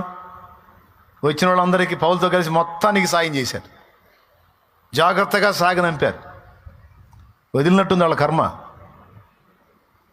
దేవునికి స్తోత్రం కలుగునుగాక. మనల్ని విసర్జించిన వాళ్ళ విషయంలో మనం కలిగి ఉండాల్సిన దృక్పథం నంబర్ 1. ఓకే. అలాగే మనల్ని విమర్శించిన వారి విషయంలో మనకు ఉండాల్సిన దృక్పథం. 2 సంగతులు చెప్పా. మన విషయంలో మాట్లాడే వాళ్ళ మాటల్ని మనం ఎలా తీసుకోవాలి, ఏ విధంగా తీసుకోవాలి? నరం లేని నాలుక అటు తిరిగిద్ది, ఇటు తిరిగిద్ది. మనుషులు మాట్లాడే మాటలు స్థిరమని అనుకోవద్దు. యుద్ధంలోకి వెళ్ళి గెలవక ముందు వాళ్ళ పెద్దన్న ఏమని ఉంటాడు? బైబిల్లో రాస్తుంది, నీకు మహా గర్వం, ఆ చిన్న మందనేమి చేసితివి, నీ గర్వమును నీ చెడుతనమును నాకు తెలియను అన్నాడు. ఎవరో? దావీదు పెద్దన్న ఎలియాబు. నీ గర్వమును నీ చెడుతనం నాకు తెలుసురో, నువ్వు మామూలుడిగా నువ్వు అట్లా ఇట్లా అన్నారు. తర్వాత దావీదుని దేవుడు యుద్ధరంగంలో తీసుకెళ్ళి యుద్ధంలో జయ జీవితాన్ని ఇచ్చిన తర్వాత ఇశ్రాయేలు సర్వ సమాజం దావీదును ఘనపరిచినప్పుడు ఏమనుంటాయి? అన్నల నాలుకలో ఏమనుంటాయి?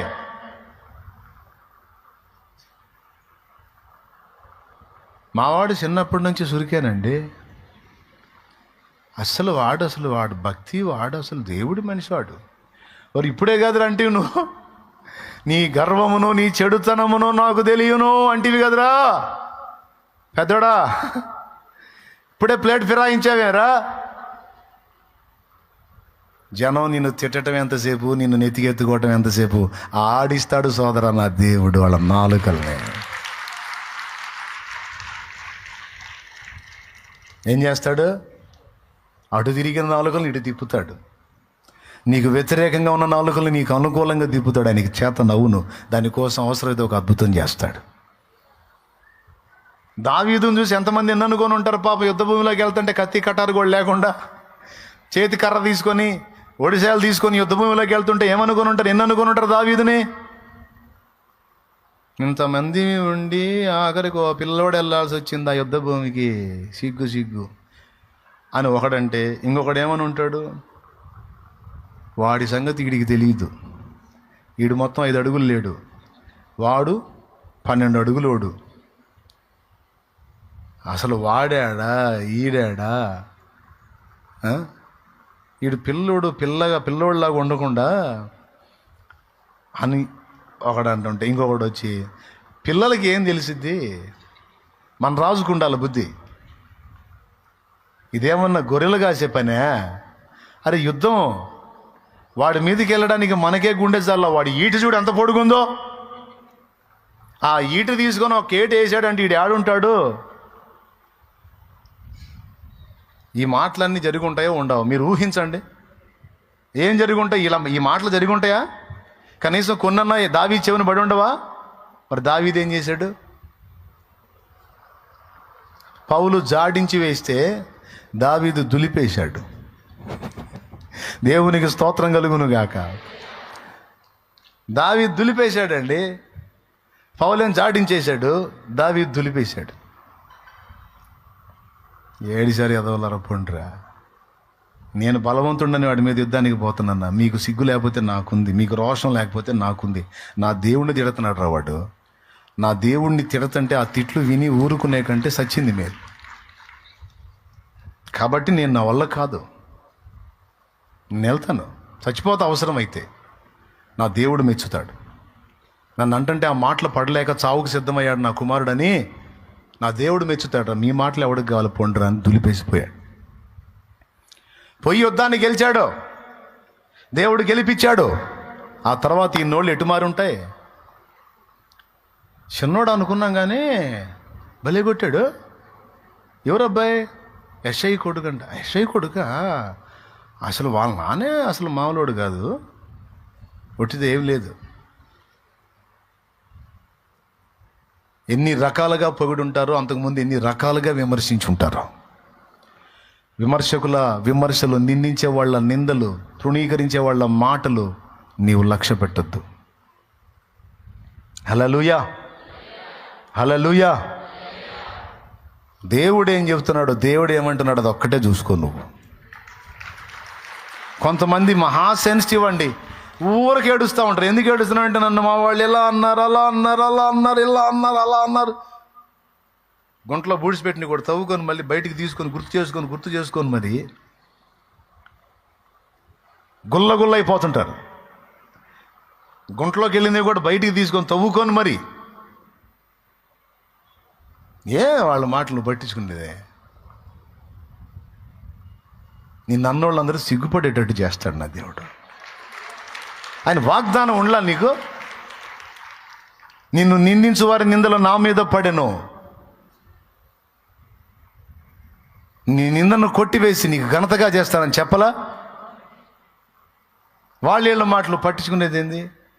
దేవుడు అన్నాడు ఆ మాట? జనాల మాటలు పట్టించుకున్నామంటే సత్తం అన్యాయంగా. కొంతమంది పేషెంట్లు ఉంటారు మంచాన్ని పడి, వాళ్ళ దగ్గరికి వచ్చి ఒక్కొక్కళ్ళు మాట్లాడే మాటలు ఉంటే మామూలుగా ఉండవు. చూసిన వాళ్ళు సైలెంట్ చూసిపోరు, చెవులు కోరుకుంటారు వాడికి వినపడేటట్టు. ఏంది ఇట్టయిపోయాడు ఏంది అని ఒకామంటే పెద్ద జబ్బు. ఈ పండుకున్నవాడికి అర్థమవుతుంటుంది నా గురించి మాట్లాడుకుంటున్నారని. ఏ జబ్బు? ఫలానా జబ్బు. అమ్మో ఆ జబ్బా, అట్టయితే ఇక లేదుగా. ఆ మాటకి సగం చస్తాడు ఆ మంచంలో ఉన్నాడు. ఆ జబ్బు అయితే ఇక లేదుగా, ఎవడు చెప్పాడు లేదని? దెయ్యం మోహన్ దాన పక్కకు పో, ముందు సైతాన పక్కకు పోని తరిమేయాలి ఆ సైతాన్ని. ఇక లేదు గంట. యేసయ్య బాగు చేయలేని జబ్బు ఏముంది? ఆయన చిత్తం అయితే సచ్చిన వాళ్ళని కూడా లేపుతాడు ఆయన. అలాంటి వాడు ఆయన. చచ్చిపోయిన శరీరానికి మళ్ళా జీవాన్ని ఇవ్వగలిగిన వాడు ఒక రోగాన్ని బాగు చేసి నేను బ్రతికించలేడా? బాగు చేయలేడా? నిలబెట్టలేడా? పనికి మనోళ్ళ మాటలు విందాం మనమా? వాళ్ళ మాటలు విందామా?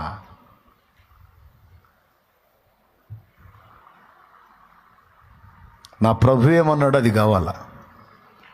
నా ప్రభు అన్నాడా? అట్లయితే నేను ఆలోచించాలి. నా ప్రభు అనలేదు ఆ మాట. నా ప్రభు అనలేదంటే నాకు అవకాశం ఉంది. దేవునికే స్తోత్రం కలుగును గాక. నా ప్రభు నన్ను బాగు చేస్తాడు, నా ప్రభు నన్ను నిలబెడతాడు, నా ప్రభు నా ఇంటిని బాగు చేస్తాడు, నా ప్రభు నా కుటుంబాన్ని కడతాడు, నా ప్రభు నా బిడ్డల్ని కడతాడు, నా ప్రభు నా బిడ్డల జీవితాలు నిలబెడతాడు, నా ప్రభు నా బిడ్డల జీవితాలు వెలిగిస్తాడు, నా జీవితాన్ని వెలిగిస్తాడు. నా దేవుని వైపే చూస్తాను, నా దేవుని నమ్ముకుంటాను. యుద్ధము నాది కాదు, యెహోవాదే. ఈ పనికి మాలిన మాటలతో నాకెందుకు? అవిశ్వాసపు మాటలతో నాకెందుకు? విశ్వాసం లేని మూర్ఖపు తరపుల మాటలు నాకెందుకో?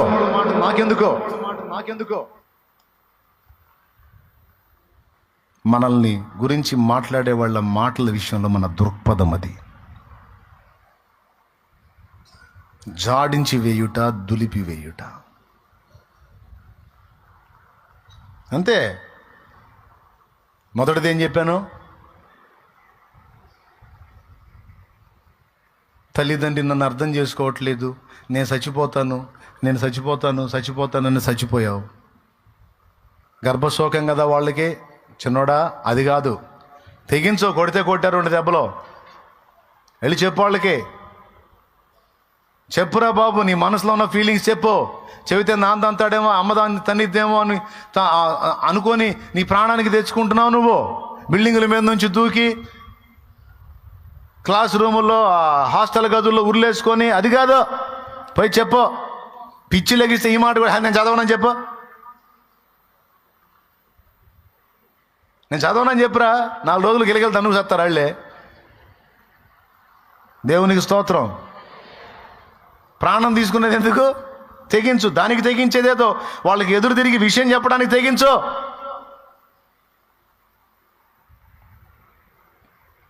తెగించు, ఉన్న సంగతి చెప్పు. వాళ్ళు క్లాస్లో చెబుతున్నారు, నాకు ఎక్కట్లా.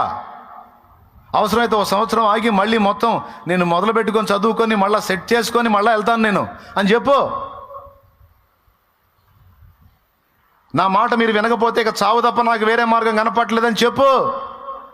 దండం పెట్టి కూర్చోబెట్టుకుంటారు.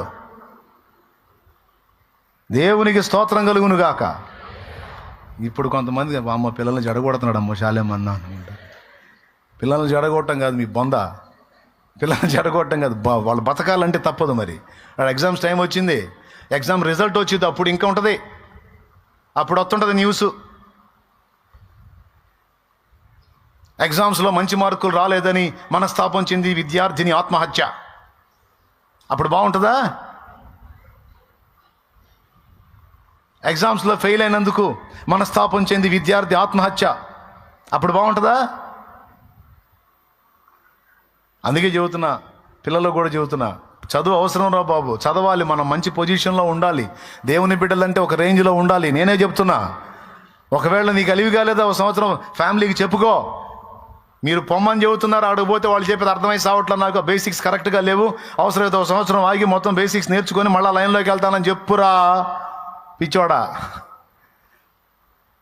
చెప్పమ్మా పిచ్చిదానా, దానికి సావటం ఎందుకు తిక్కలదానా? దేవునికి స్తోత్రం కలుగును గాక. హల్లెలూయా. ఎగ్జామ్ స్టార్ట్ అయినాయా? జరుగుతున్నాయా? కరెక్ట్ టైం వచ్చింది ఇప్పుడు. దేవునికి మహిమ కలుగును గాక. కాబట్టి మీ అందరికీ ప్రేమతో చెప్తున్నాను, దయచేసి మీరు ఎదుటి వాళ్ళ విషయంలో జాగ్రత్తగా ఉండండి. ఎదుటి వాళ్ళు మీ విషయంలో వ్యవహరించిన తీరుతెన్నుల విషయంలో మెళకువగా ఉండండి. 3వది ఏం చెప్తున్నాను? నిరాశ, నిస్పృహ, కృంగుబాటుకి ఎడమియ్యకండి. ఇవన్నీ భక్తులు ఫేస్ చేశారు, కానీ దేవుణ్ణి బట్టి తిరిగి లేచారు వాటిల్లో నుంచి. ఎవరిని బట్టి లేచారు? ఊబిలో నుంచి బయటికి ఎలా వచ్చారు? ఆయన లేపాడు.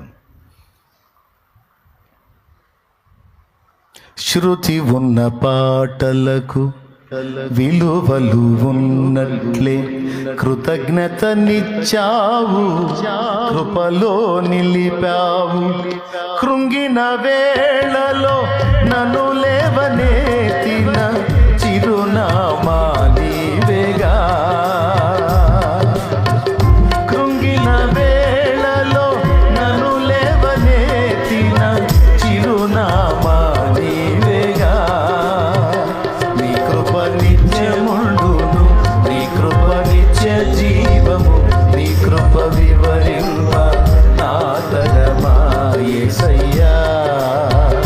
నీ కృప నిత్యముండును, నీ కృప నిత్య జీవము, నీ కృప వివరింప నా తరమా యేసయ్యా.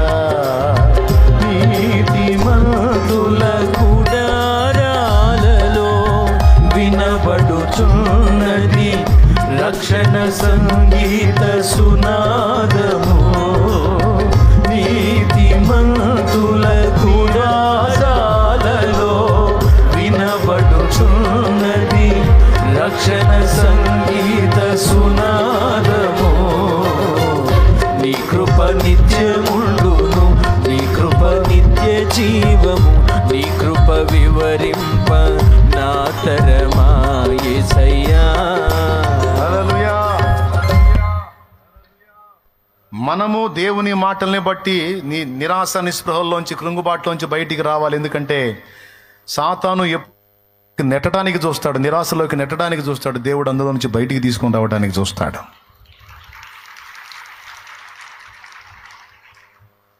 నువ్వు దేవుని మాటలను బట్టి బయటికి రావాలి.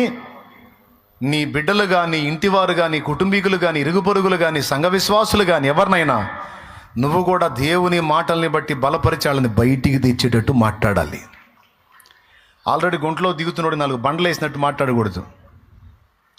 కొంతమంది మాట్లాడటం చేస్తాయి, అందుకని చెబుతున్నాను నేను. ఆల్రెడీ 3 భాగాలు మునిగిపోయి ఉంటాడు, వీళ్ళు పోయి ఇంక బయటికి ఎందుకు అక్కడే సావయ్యా అని బండ్లు ఎత్తుంటారు.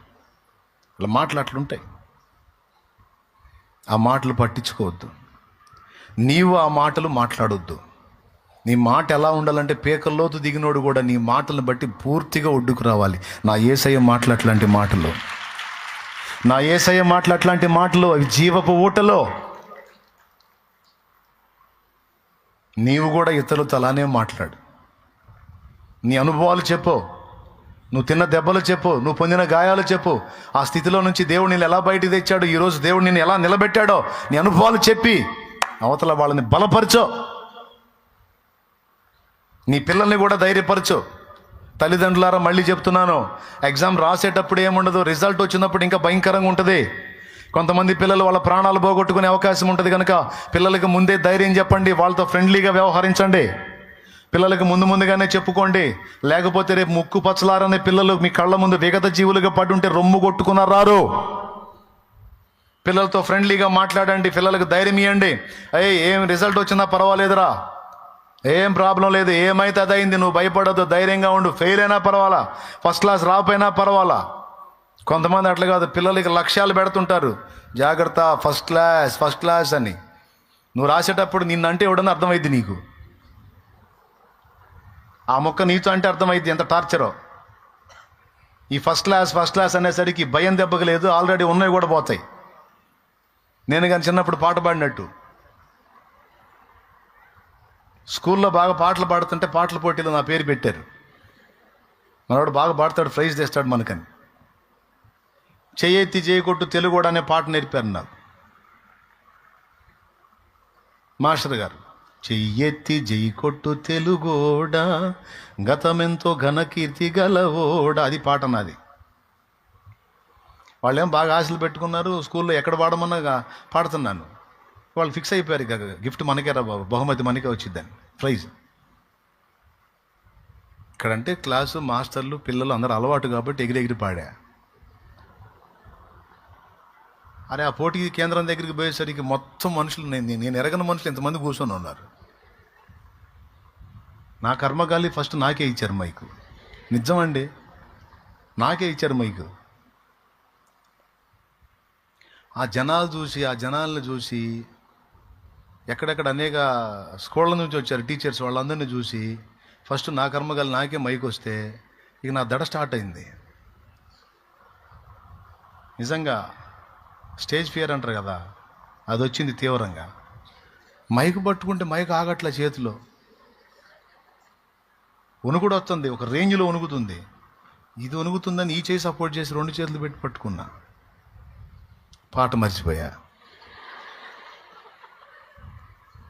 మాస్టర్ అంటున్నాడు పాడురా అంటున్నాడు, మాట రాట్లా, కళ్ళు తిరుగుతున్నాయి, కాళ్ళు వణుకుతున్నాయి, కింద పడతానేమో అనిపిస్తుంది, అంత బ్లర్గా ఉంది, బయర్లు గమ్ముతున్నాయి, చెవులు దిబ్బుల్లో పడ్డట్టున్నాయి, గుండె వేగం పెరిగిపోతుంది. ఆయన అడుగుతున్నాడు పాడురా, పాడు, నువ్వే ఫస్ట్ పాడు అన్నాడు. ఏం పాట అన్నా? ఏం పాట ఏందిరా? చెయ్యెత్తి చేయకొట్టు. ఓకే అన్ని పట్టు. చెయ్యెత్తి చదువుతున్న పాట పాడటం ఆపేశా. చెయ్యెత్తి జైకొట్టు తెలుగోడా, గతమెంతో ఘనకీర్తి గలవోడా అని మళ్ళీ ఆయనకి వెళ్ళి చూస్తున్నా. పాడరా. నాయకి నాగమ్మ మల్లమాంబ పాడు. ఓకే. నాయకి నాగమ్మ మల్లమాంబ పాడరు దరిద్రుడు. మగువ మాంచాలని తోడబుట్టినవా,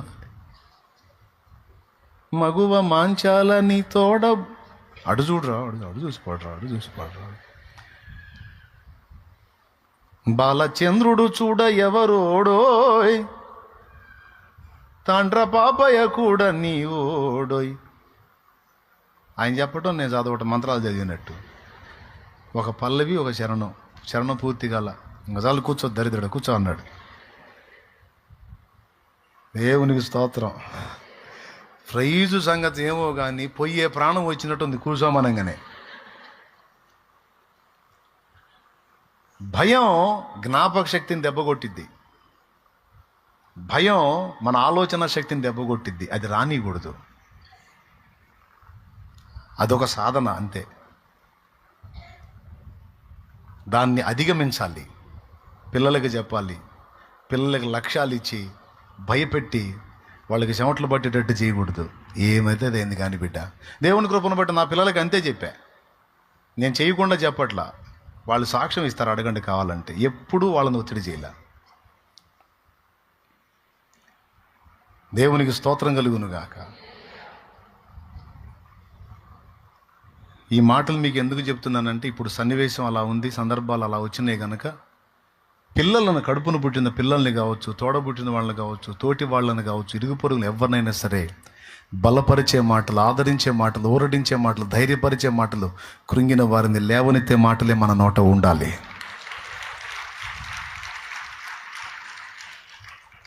ఆ మాటలు దేవుడి నుంచి మనకు దొరుకుతాయి కనుక మనం కూడా ఆ మాటలనే లక్ష్య పెట్టాలి. మిగిలిన చెత్త డైలాగులన్నీ దులిపేయాలి. చెప్పండి. ఫస్ట్ పాయింట్, దరిద్రులు ఎవరు? దేమాను పోగొట్టుకున్న పౌలా, పౌలు లాంటి యోధుణ్ణి పోగొట్టుకున్న దేమానా? దరిద్రులు ఎవరు? సృష్టికర్తే వచ్చి వాళ్ళ వీధుల్లో తిరిగి మాట్లాడుతుంటే ఆయనను తృణీకరించిన వాళ్ళు దరిద్రులా, లేకపోతే వాళ్ళని కోల్పోయిన ప్రభు దరిద్రుడా? ఎవరు దరిద్రులు? ప్రభు ఎప్పుడు దరిద్రుడు కాదు. మన దారిద్ర్యం నిమిత్తం ఆయన దరిద్రుడు అయ్యాడు, కానీ ఆయన ఎప్పుడూ దరిద్రుడు కాదు. ఆయన శ్రీమంతుడు. హల్లెలూయా. నీలాంటి ప్రేమ కలిగిన వ్యక్తిని కోల్పోయినటువంటి తల్లిదండ్రులు కావచ్చు, పిల్లలు కావచ్చు, భర్త కావచ్చు, భార్య కావచ్చు, నువ్వు నా అనుకున్న వ్యక్తి కావచ్చు, యథార్థంగా నిజాయితీగా ఉన్న నిన్ను లాస్ అయిన వాళ్ళు దరిద్రులు, కానీ నువ్వు కాదు. కాబట్టి విషయాలను తిరగేసి చూసుకోవద్దు. విషయాలని సాతాను నిన్ను మభ్యపెట్టడానికి, దెబ్బతీయడానికి రకరకాలుగా చూపిస్తాడు. అలా చూసి ప్రాణాల మీదికి తెచ్చుకోవద్దు. ఎప్పుడు గుర్తుపెట్టుకోండి, మనుష్య బంధాలన్నీ టెంపరరీ, తాత్కాలికం. అవన్నీ స్థిరమైన ప్రేమలు కాదు. వాటి మీద నువ్వు ఎక్కువ వాంఛలు పెంచుకున్నావంటే పిచ్చెక్కిద్ది. పెంచుకోవద్దు. నువ్వు ఎక్కువగా డిపెండ్ అవ్వాల్సింది, ఎక్కువ లీనం అవ్వాల్సింది, ఎక్కువ కనెక్ట్ అవ్వాల్సింది యేసయ్యకి ఒక్కడికే. నేను ఎక్కువగా డిపెండ్ అవ్వాల్సింది, కనెక్ట్ అవ్వాల్సింది, ఆనుకోవాల్సింది యేసయ్యకే. అప్పుడు మనం డ్యామేజ్ అవ్వకుండా ఉంటాం. ఇంకా ఎవరు ఉన్నా ఊడినా, ఎవరు మన మీద ఎన్ని రకాల తిప్పలు పడ్డా మనం డ్యామేజ్గా. ఆయన చాలండి, ఇంకా నేనేం చెప్పదలుచుకోలేదు. చిన్న మాట ప్రార్థన చేసేస్తాను.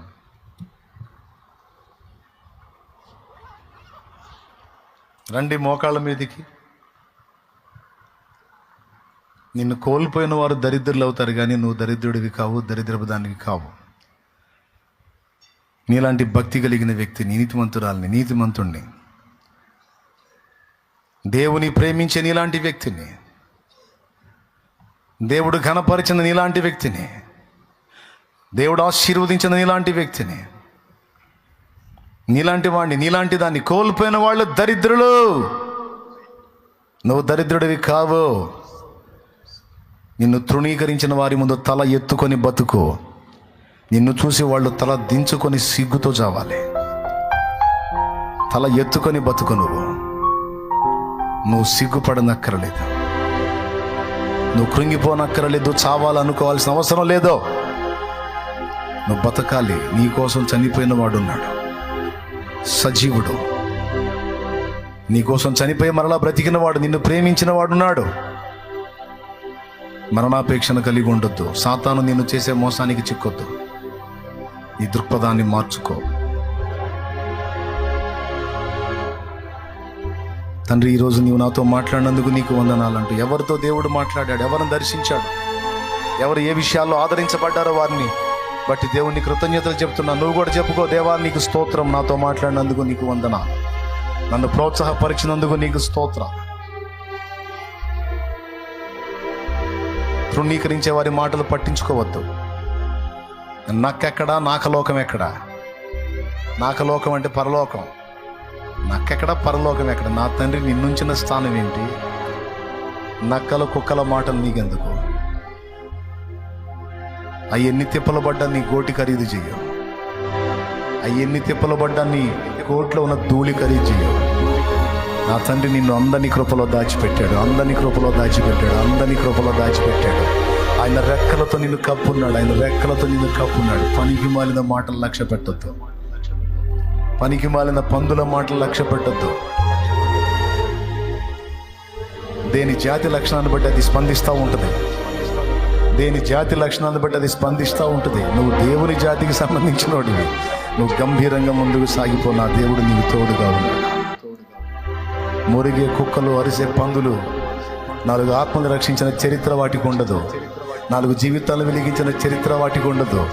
నిన్ను వాడుకొని ఎన్నో ఆత్మలు నా తండ్రి రక్షించాడు. నిన్ను వాడుకొని ఎన్నో జీవితాలను వెలిగించాడు. ఇప్పటికే ఎంతో పరిచయం చేశావు నా తల్లి, ఎంతో పరిచయం చేశావు నా తమ్ముడా, నా చెల్లి, నా సోదరుడా, సోదరి, దైవజనుడా, దైవజనుడా. నువ్వెక్కడా నిన్ను తేలిగ్గా మాట్లాడే కుక్కలు ఎక్కడా? నువ్వెక్కడా నిన్ను తృణీకరించే పందులు ఎక్కడా? లక్ష్య పెట్టొద్దు నాన్న, లక్ష్య పెట్టొద్దు నాన్న. దైవజనుడా, దైవజనురాలా లక్ష్య పెట్టొద్దు. మనుషుల మాటల్ని తీసుకోవద్దు. దేవుని మాట తీసుకో, దేవుని మాట తీసుకో. దేవుడు కృంగదీయడు, దేవుడు నిరాశపరచడు, దేవుడు నిరుత్సాహపరచడు. దేవుడు సంతోషిస్తాడు. దేవా నీకు స్తోత్రం. నీ మాటనే నేను తీసుకోవాలి, నీ మాటనే నేను హత్తుకోవాలి. నాకు నువ్వు చాలు, నువ్వు చాలు, నువ్వు చాలు అని దేవుని పాదాలు పట్టుకో. నిరాశ ఊబిలో నుంచి బయటికి రా, నిస్పృహలోంచి బయటికి రా, కృంగుబాటులోంచి బయటికి రా. కృంగిపోవద్దు, కృంగిపోవద్దు. ఎందుకు కృంగిపోవాలి? అనేక మంది కృంగిన వారిని లేవనెత్తడానికి నా దేవుడు ఏర్పరచుకున్నాడు నిన్ను. నీ మాటలు అనేక మందికి ప్రాణం పోస్తాయి. నీ మాటలు అనేక మందికి జీవితాన్ని ఇస్తాయి. ఎంతో మంది చెడిన జీవితాలని కట్టే మాటలు నా తండ్రి నీ నోట ఉంచాడు. ఎంతో మందిని లేవనెత్తాల్సిన దానికి నువ్వు, ఎంతో మందిని లేవనెత్తాల్సినోడివి నువ్వు, ఎన్నో బ్రతుకుల్ని బాగు చేయాల్సినోడివి నువ్వు. నువ్వే కృంగిపోతే ఎట్లా? శ్రమ దినమున నీవు కృంగితే చేతగాని దాని అవుతావు, చేతగాని వాడివి అవుతావు. అలాంటి అవకాశం ఇయ్యొద్దు. ఎదిరించు, ఎదిరించు, ఎదిరించు, పోరాడు, ఎదిరించు, పోరాడు. జయము నీదే. హల్లెలూయా, హల్లెలూయా, హల్లెలూయా, హల్లెలూయా, హల్లెలూయా, హల్లెలూయా, హల్లెలూయా. నాతో ముక్కుసూటిగా మాట్లాడినందుకు స్తోత్రములు ప్రభువా, స్తోత్రములు ప్రభువా, స్తోత్రములు ప్రభువా, స్తోత్రములు ప్రభువా. నాతో అనేక విషయాలు హెచ్చరించినందుకు నీకు వందనాలు ప్రభువా, వందనాలు ప్రభువా, వందనాలు ప్రభువా. చేద్దామా ప్రార్థన? చేద్దామా? మనుష్య ప్రేమల కొరకు వెంపర్లాడద్దు. చేద్దామా? నీ ప్రేమ కొరకు నేను వెంపర్లాడాలి. నీ ప్రేమను పొందుకోవాలి ప్రభువా. ఆల్రెడీ పొందుకున్నాను కూడా నేను. ఎవరు ఉన్నా లేకపోయినా, ఎవరు అందరూ లోకమే నన్ను వదిలేసిన నాకు నువ్వు చాలు, నీ కృప చాలు, నీ కృప చాలు, నీ కృప చాలు, నీ కృప చాలు. నీకు స్తోత్రము, నీ కృతజ్ఞతలు, వందనాలు, స్తోత్రాలు. హల్లెలూయా, హల్లెలూయా, హల్లెలూయా, హల్లెలూయా, హల్లెలూయా, హల్లెలూయా, హల్లెలూయా. పరిశుద్ధుడైన మా తండ్రి, ప్రేమ స్వరూపిక దేవా, నీకు స్తోత్రము. ఈ శుభవేళ మమ్మల్ని అందరినీ సమకూర్చి ఇటు రీతిగా నా ప్రభువా మాతో ముచ్చటించినందుకు వందనాలు. ఈ మాటలు ఏ బిడ్డలకు అవసరమై ఉన్నాయో నీకు తెలుసు. నీ దాసుడైన నా నోట నువ్వు వట్టిగా ఏ మాట పలకవు, పలికించవు. పలికిన దానిలో ఖచ్చితంగా ఆంతర్యం ఉంది. అనేక మందికి ఈ మాట అవసరమై ఉందని నేను నమ్ముతున్నాను. నీ బిడ్డలు ఈ మాటల్ని బట్టి బుద్ధి తెచ్చుకొని, సరిదిద్దుకొని, జీవితాలు మార్చుకొని, రూపాంతరం చెంది తిరిగి నీ వైపు మళ్ళుకునేటట్టుగా నీ బిడ్డలని ప్రోత్సహించు. శాపగ్రస్తమైన అనుభవాల్లోంచి, ఆశీర్వదించబడిన అనుభవాల్లోనికి నీ వద్దకు పరిగెత్తున్నట్లు కృపనివ్వు. ఈ బిడ్డల్ని చిన్నలు మొదలుకొని వృద్ధుల వరకు, పెద్దలు, స్త్రీలు, పురుషులు, యవనులు, పసిబిడ్డలు, ఎగ్జామ్స్ రాస్తున్న పిల్లలు, వారిని కన్నా తల్లిదండ్రులు మొత్తాన్ని కూడా జ్ఞాపకం చేసుకొని దీవించి ధైర్యపరచు. నిరాశ, నిస్పృహల్లో కృంగిపోయి ప్రతికూల పరిస్థితుల్లో, వ్యాధుల్లో, బాధల్లో, వేదనల్లో, దుఃఖంలో, కన్నీళ్లలో నలుగుతున్న స్థితిలో ఉన్నవారిని ఆదరించు, ధైర్యపరచు, లేవనెత్తు, స్వస్థపరచు, బాగు చేయి, బ్రతికించు, వెలిగించు. నీకు వందనాలు, కృతజ్ఞతలు, స్తోత్రాలు ప్రభువా. నీ దయతో మహాకూటముల్ని మహా గంభీరంగా జరిగించి వేల కొలదిగా ఆత్మల్ని రక్షణలోకి నడిపించినందుకు కృతజ్ఞతాస్తుతులు చెల్లిస్తా ఉన్నాను, వందనాలు చెల్లిస్తా ఉన్నాను ప్రభువా, స్తోత్రాలు చెల్లిస్తా ఉన్నాను, స్తుతియాగం చెల్లిస్తా ఉన్నాను, కృతజ్ఞతాస్తుతులు చెల్లిస్తా ఉన్నాను ప్రభువా. నిజంగా నా తండ్రి ఎంతో మందిని భక్తికి, ఆత్మీయతకు రేపావు, సేవకు రేపావు, రక్షణకు రేపావు, ఎంతో మందిని పురికొల్పావు ప్రభువా. నీకు స్తోత్రమయ్యా, స్తోత్రమయ్యా, స్తోత్రమయ్యా. లక్షలాదిగా ఆత్మల్ని నీ పాదాల చెంతకు ఆకర్షించావు, అన్ని జనుల్లో నీ నామానికి మహిమ తెచ్చుకున్నావు. సత్యవంతుడా నీకు స్తోత్రము, స్తోత్రము, స్తోత్రము, స్తోత్రము, స్తోత్రము, స్తోత్రము. అందులో పరిచర్య చేసిన వారు, అన్ని విధాలా తోడ్పడిన వారు, ప్రార్థన ద్వారా ఆర్థికంగా అన్ని విధాలుగా తోడ్పడిన బిడ్డలందరినీ పేరు పేరున దీవించు నా ప్రభువా. మరి ఎక్కడెక్కడో దూరాల్లో ఉండి కూడా సహాయం పంపిన బిడ్డలను ఆశీర్వదించి వారికి సమృద్ధిగా మేలు కలుగునట్లు ద్వారములు తెరువు. నీకు స్తోత్రములు, స్తోత్రములు, స్తోత్రములు, స్తోత్రములు, స్తోత్రములు. మా ఎదుట నీవు తెరచిన ద్వారములు ఎవ్వడు మూయనేరడు ప్రభు. మా ఎదుట నువ్వు తెరచిన తలుపులు ఎవ్వడు మూయనేరడు. ఇంకా గొప్ప కార్యాలకు సహాయము చేస్తావు నమ్ముతున్నాం. ఇంకా గొప్ప కార్యాలు మా ద్వారా జరిగిస్తావు. ప్రయాసపడిన పరిచారకులను దీవించి సమృద్ధిగా ఆశీర్వదించు నా ప్రభువా. ఈ పరిచర్యలో అన్ని విధాలా తోడ్పడిన బిడ్డలందరికీ ఆ ఫలము దక్కేటట్టు చెయ్యి. కృతజ్ఞత స్తోత్రాలు చెల్లిస్తూ స్తుతి మహిమ ఘనత నీకే ఆరోపిస్తూ ఇక్కడున్న బిడ్డల్ని దీవించు, లైవ్ ద్వారా వీక్షించే బిడ్డల్ని దీవించు, జూమ్ ద్వారా అందుబాటులోకి వచ్చిన బిడ్డల్ని దీవించు. నా అందరికీ నీ కృపాక్షేమాన్ని కలిగించి ముందుకు నడిపించమని నీవిచ్చిన అద్భుతమైన గీతాల కొరకు వందనాలు చెల్లిస్తూ, కృతజ్ఞతలు చెల్లిస్తూ యేసు నామములో నిన్ను మహింపరచుకుంటున్నాం తండ్రి. ఆమేన్.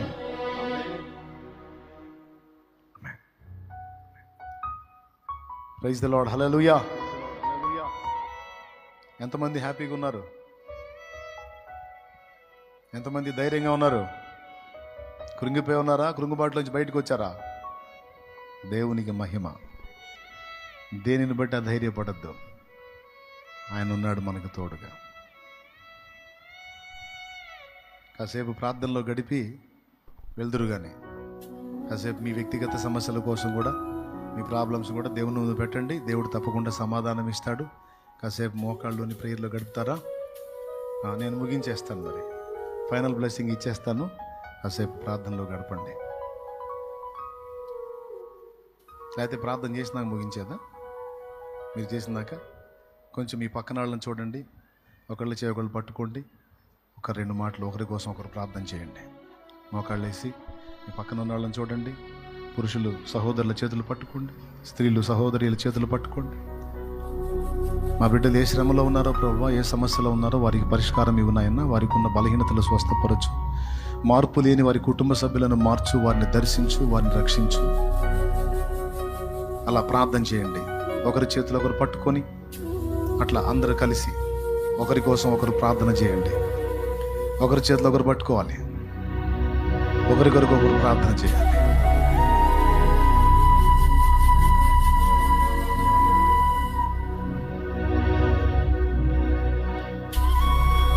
ప్రభువా నీకు స్తోత్రం అండి. అందరం కూడా ఏ ప్రాబ్లం ఉందో చెప్పుకోండి పక్క వారికి. ఫలానా సమస్య కోసం ప్రేయర్ చేయమంటే అట్లా మీరు స్వస్థత పొందినట్లు ఒకరి కోసం ఒకరు ప్రార్థన చేయమని బైబిల్లో ఉంది. యాకోబు రాసిన పత్రిక 5వ అధ్యాయంలో. మీరు బాగుపడినట్లు, దేవుడు కార్యం మీ జీవితంలో జరుగునట్లు ఒకరి కోసం ఒకరు ప్రార్థన చేద్దాం.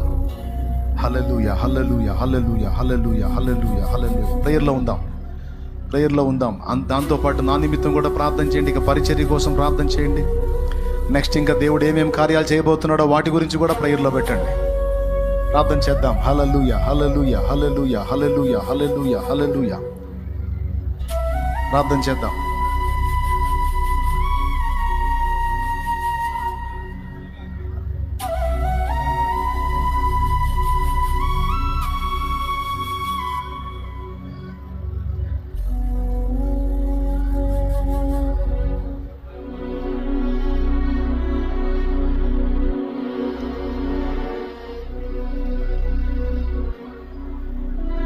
విశ్వాసంతో చేయండి. ఒకరి సమస్య కోసం ఒకరు మీరు ఎవరు చేపట్టుకున్నారో వారి గురించి అడగండి.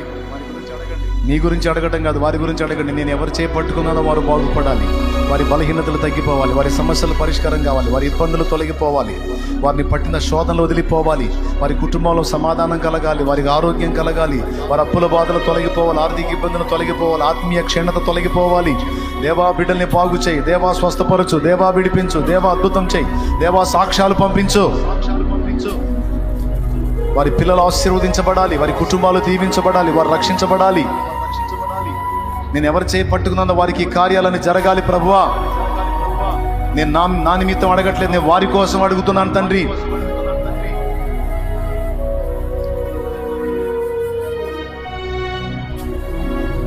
నీకు స్తోత్రము స్తోత్రము స్తోత్రము స్తోత్రము.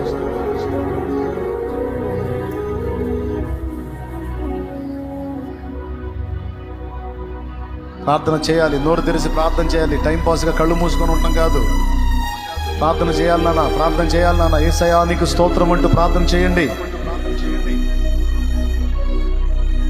సేవకులు కూడా ప్రార్థన చేయండి, ప్రార్థన చేయండి. చెప్పుకోండి మీ సమస్యలు.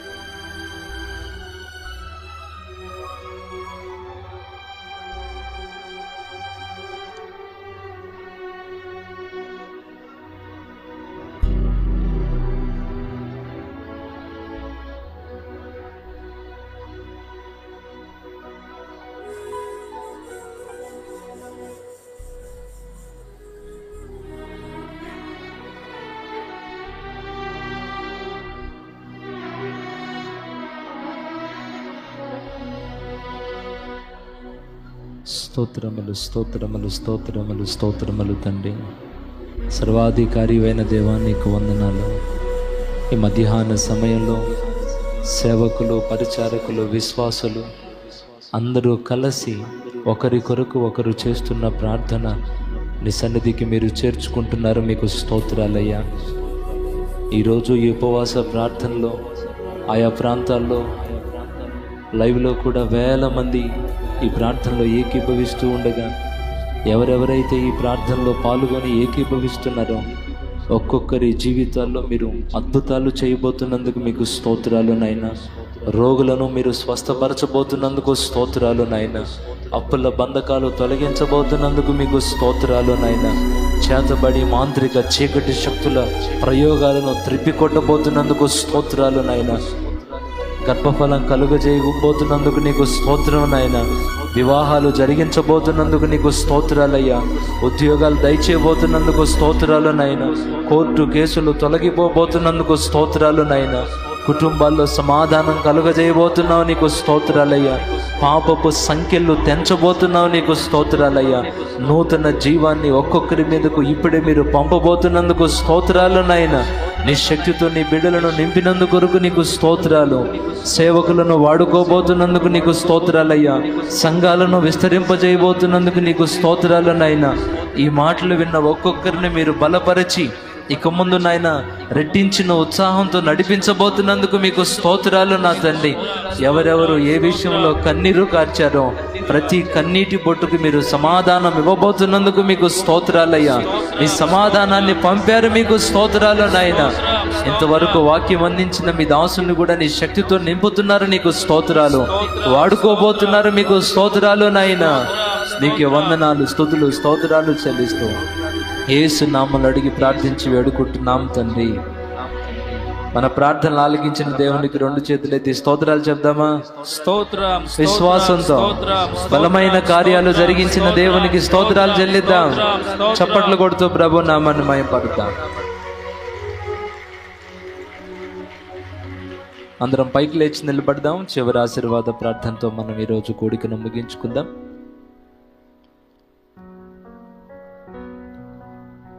ఈ కూడిక అయిపోయిన తర్వాత ప్రార్థన చేసుకునే వాళ్ళు ప్రార్థన చేసుకోండి, భోజనం చేసే వాళ్ళు భోజనం చేయండి. అలాగనే రాజాపేట మీటింగ్స్ గ్రౌండ్లో ఇంకా పనులు, ఎక్కడ పనులు అక్కడే ఆగిపోయినాయి. అవకాశం ఉన్న వాళ్ళందరూ, స్త్రీలు పురుషులు, మీకు అవకాశం ఉంటే భోజనం చేసిన తర్వాత ఒక అడుగు అక్కడికి వచ్చి మీరు చేయగలిగిన పరిచర్య చేసి వెళ్ళండి. పరిచారకులందరూ చాలా అలసిపోయారు. 4 రోజులే కాదు, అంతకు ముందు నుంచి కష్టపడుతూ ఉన్నారు. మీకు అవకాశం ఉంటే భోజనం చేసిన తర్వాత రాజాపేట మీటింగ్స్ గ్రౌండ్కి వెళ్ళండి. వెహికల్స్ ఉన్న వాళ్ళందరూ అక్కడికి వెళ్ళి 1 గంట మీరందరూ కలిసి అక్కడ పని చేస్తే మిగిలిన అక్కడ ఉన్నవన్నీ మనం చక్కబెట్టుకోవచ్చు. అవకాశం ఉన్న వాళ్ళందరూ ఆ అవకాశాన్ని వినియోగించుకోండి. చివరి ఆశీర్వాద ప్రార్థన చేసుకుందాం. యేసయ్యా నీకు వందనాలు నాయనా. ఈ ఉపవాస ప్రార్థన కూడిక ఆశీర్వాదకరంగా జరిగించావు. నీ దాసుని ద్వారా చక్కగా మాతో మాట్లాడావు, నీకు స్తోత్రాలయ్యా. అనేక మంది బిడ్డలను నడిపించావు. లైవ్లో కూడా వేలాది మందిని తీసుకొని వచ్చావు, నీకు స్తోత్రాలు. ఈ ప్రార్థనలో ఏకీభవించిన ప్రతి ఒక్కరూ ఆశీర్వదించబడి ఇక్కడి నుంచి తిరిగి వెళ్ళాలయ్యా. దీవించబడిన వారే ఇక్కడి నుంచి తిరిగి వెళ్ళాలయ్యా. ఒక దర్శనంతో ఇక్కడి నుంచి తిరిగి వెళ్ళాలి ప్రభువా. పరిస్థితులను ఎలా చూడాలో ఆ నేత్రాలు పొందుకొని ఇక్కడి నుంచి తిరిగి వెళ్ళాలి ప్రభువా. ఈ లోకపు పోకడలో నా తండ్రి ఎలాంటి వివేచనతో అడుగులు వేయాలో ఆ కృప పొందిన వారే ఇక్కడి నుంచి నీ బిడ్డలు తిరిగి వెళ్ళడానికి సహాయం దయచేసి నీ నామానికి మహిమ, ఘనత, ప్రభావాలను తెచ్చుకోమని యేసు నామములో అడిగి ప్రార్థించి వేడుకుంటున్నాం తండ్రి. మన తండ్రి అయిన దేవుని ప్రేమ, ఆయన ప్రియ కుమారుడును లోకరక్షకుడునైన యేసుక్రీస్తు వారి దివ్యమైన కృప, పరిశుద్ధాత్మ దేవుని యొక్క అన్యోన్యత సహాయ సహవాస సమాధానములు సమకూడిన మనకు సకల పరిశుద్ధులకు సర్వత్రిక సంఘమంతటికి సదాకాలము తోడై ఉండి నిత్యంతంలో చేరు పర్యంతము నడిపించును గాక. యేసు రక్తమే జయం, ప్రభు యేసు రక్తమే జయం. యేసు నామమునకు సంపూర్ణ విజయం కలుగును గాక. హల్లెలూయా, హల్లెలూయా. అందరం చెప్దాం హల్లెలూయా, హల్లెలూయా. కూడిక ముగించబడింది. మీ అందరికీ మరొకసారి ప్రభు పేరిట ప్రేమ వందనాలు. భోజనం చేసిన తర్వాత మీటింగ్స్ గ్రౌండ్లో పనులు ఉన్నాయి. అవకాశం ఉన్న వాళ్ళందరూ కూడా ఇటు నుంచి ఇటు ఇంటికి వెళ్ళమాకండి. ఒక్క అడుగు అటు వచ్చి కాసేపు అక్కడ పరిచర్య చేసి వెళ్ళండి. దీవించబడతారు, ఆశీర్వదించబడతారు. అలాగనే జూమ్లోకి చాలామంది అందుబాటులోకి వచ్చారు. యూట్యూబ్లో కూడా వేల మంది ఈ శుక్రవారం ఉపవాస ప్రార్థనలో పాల్గొంటున్నారు. మీ అందరికి కూడా మరొకసారి ప్రేమపూర్వకమైన వందనాలు తెలియజేస్తున్నాం. దేవుడు మిమ్మల్ని మీ కుటుంబాలని దీవించునుగాక. ఆమేన్. వెళ్ళేటప్పుడు జాగ్రత్తగా వెళ్ళండి. భోజనం చేసిన వాళ్ళు, అవకాశం ఉన్నవాళ్ళు అవకాశం కుదుర్చుకొని కూడా మీరు రాజాపేట మీటింగ్స్ గ్రౌండ్ దగ్గరికి వెళ్ళండి. అక్కడ పనులు ఉన్నాయి. నూతన పాటల సీడీ రిలీజ్ అయింది కదా, ఆ పాటల్ని మీరు వినండి, నేర్చుకోండి. ఆయా ప్రాంతాల్లో పాడుతూ ప్రభుని మహింపరచండి. ఇంకా అనేక మందికి ఆ పాటలు షేర్ చేయండి. వారు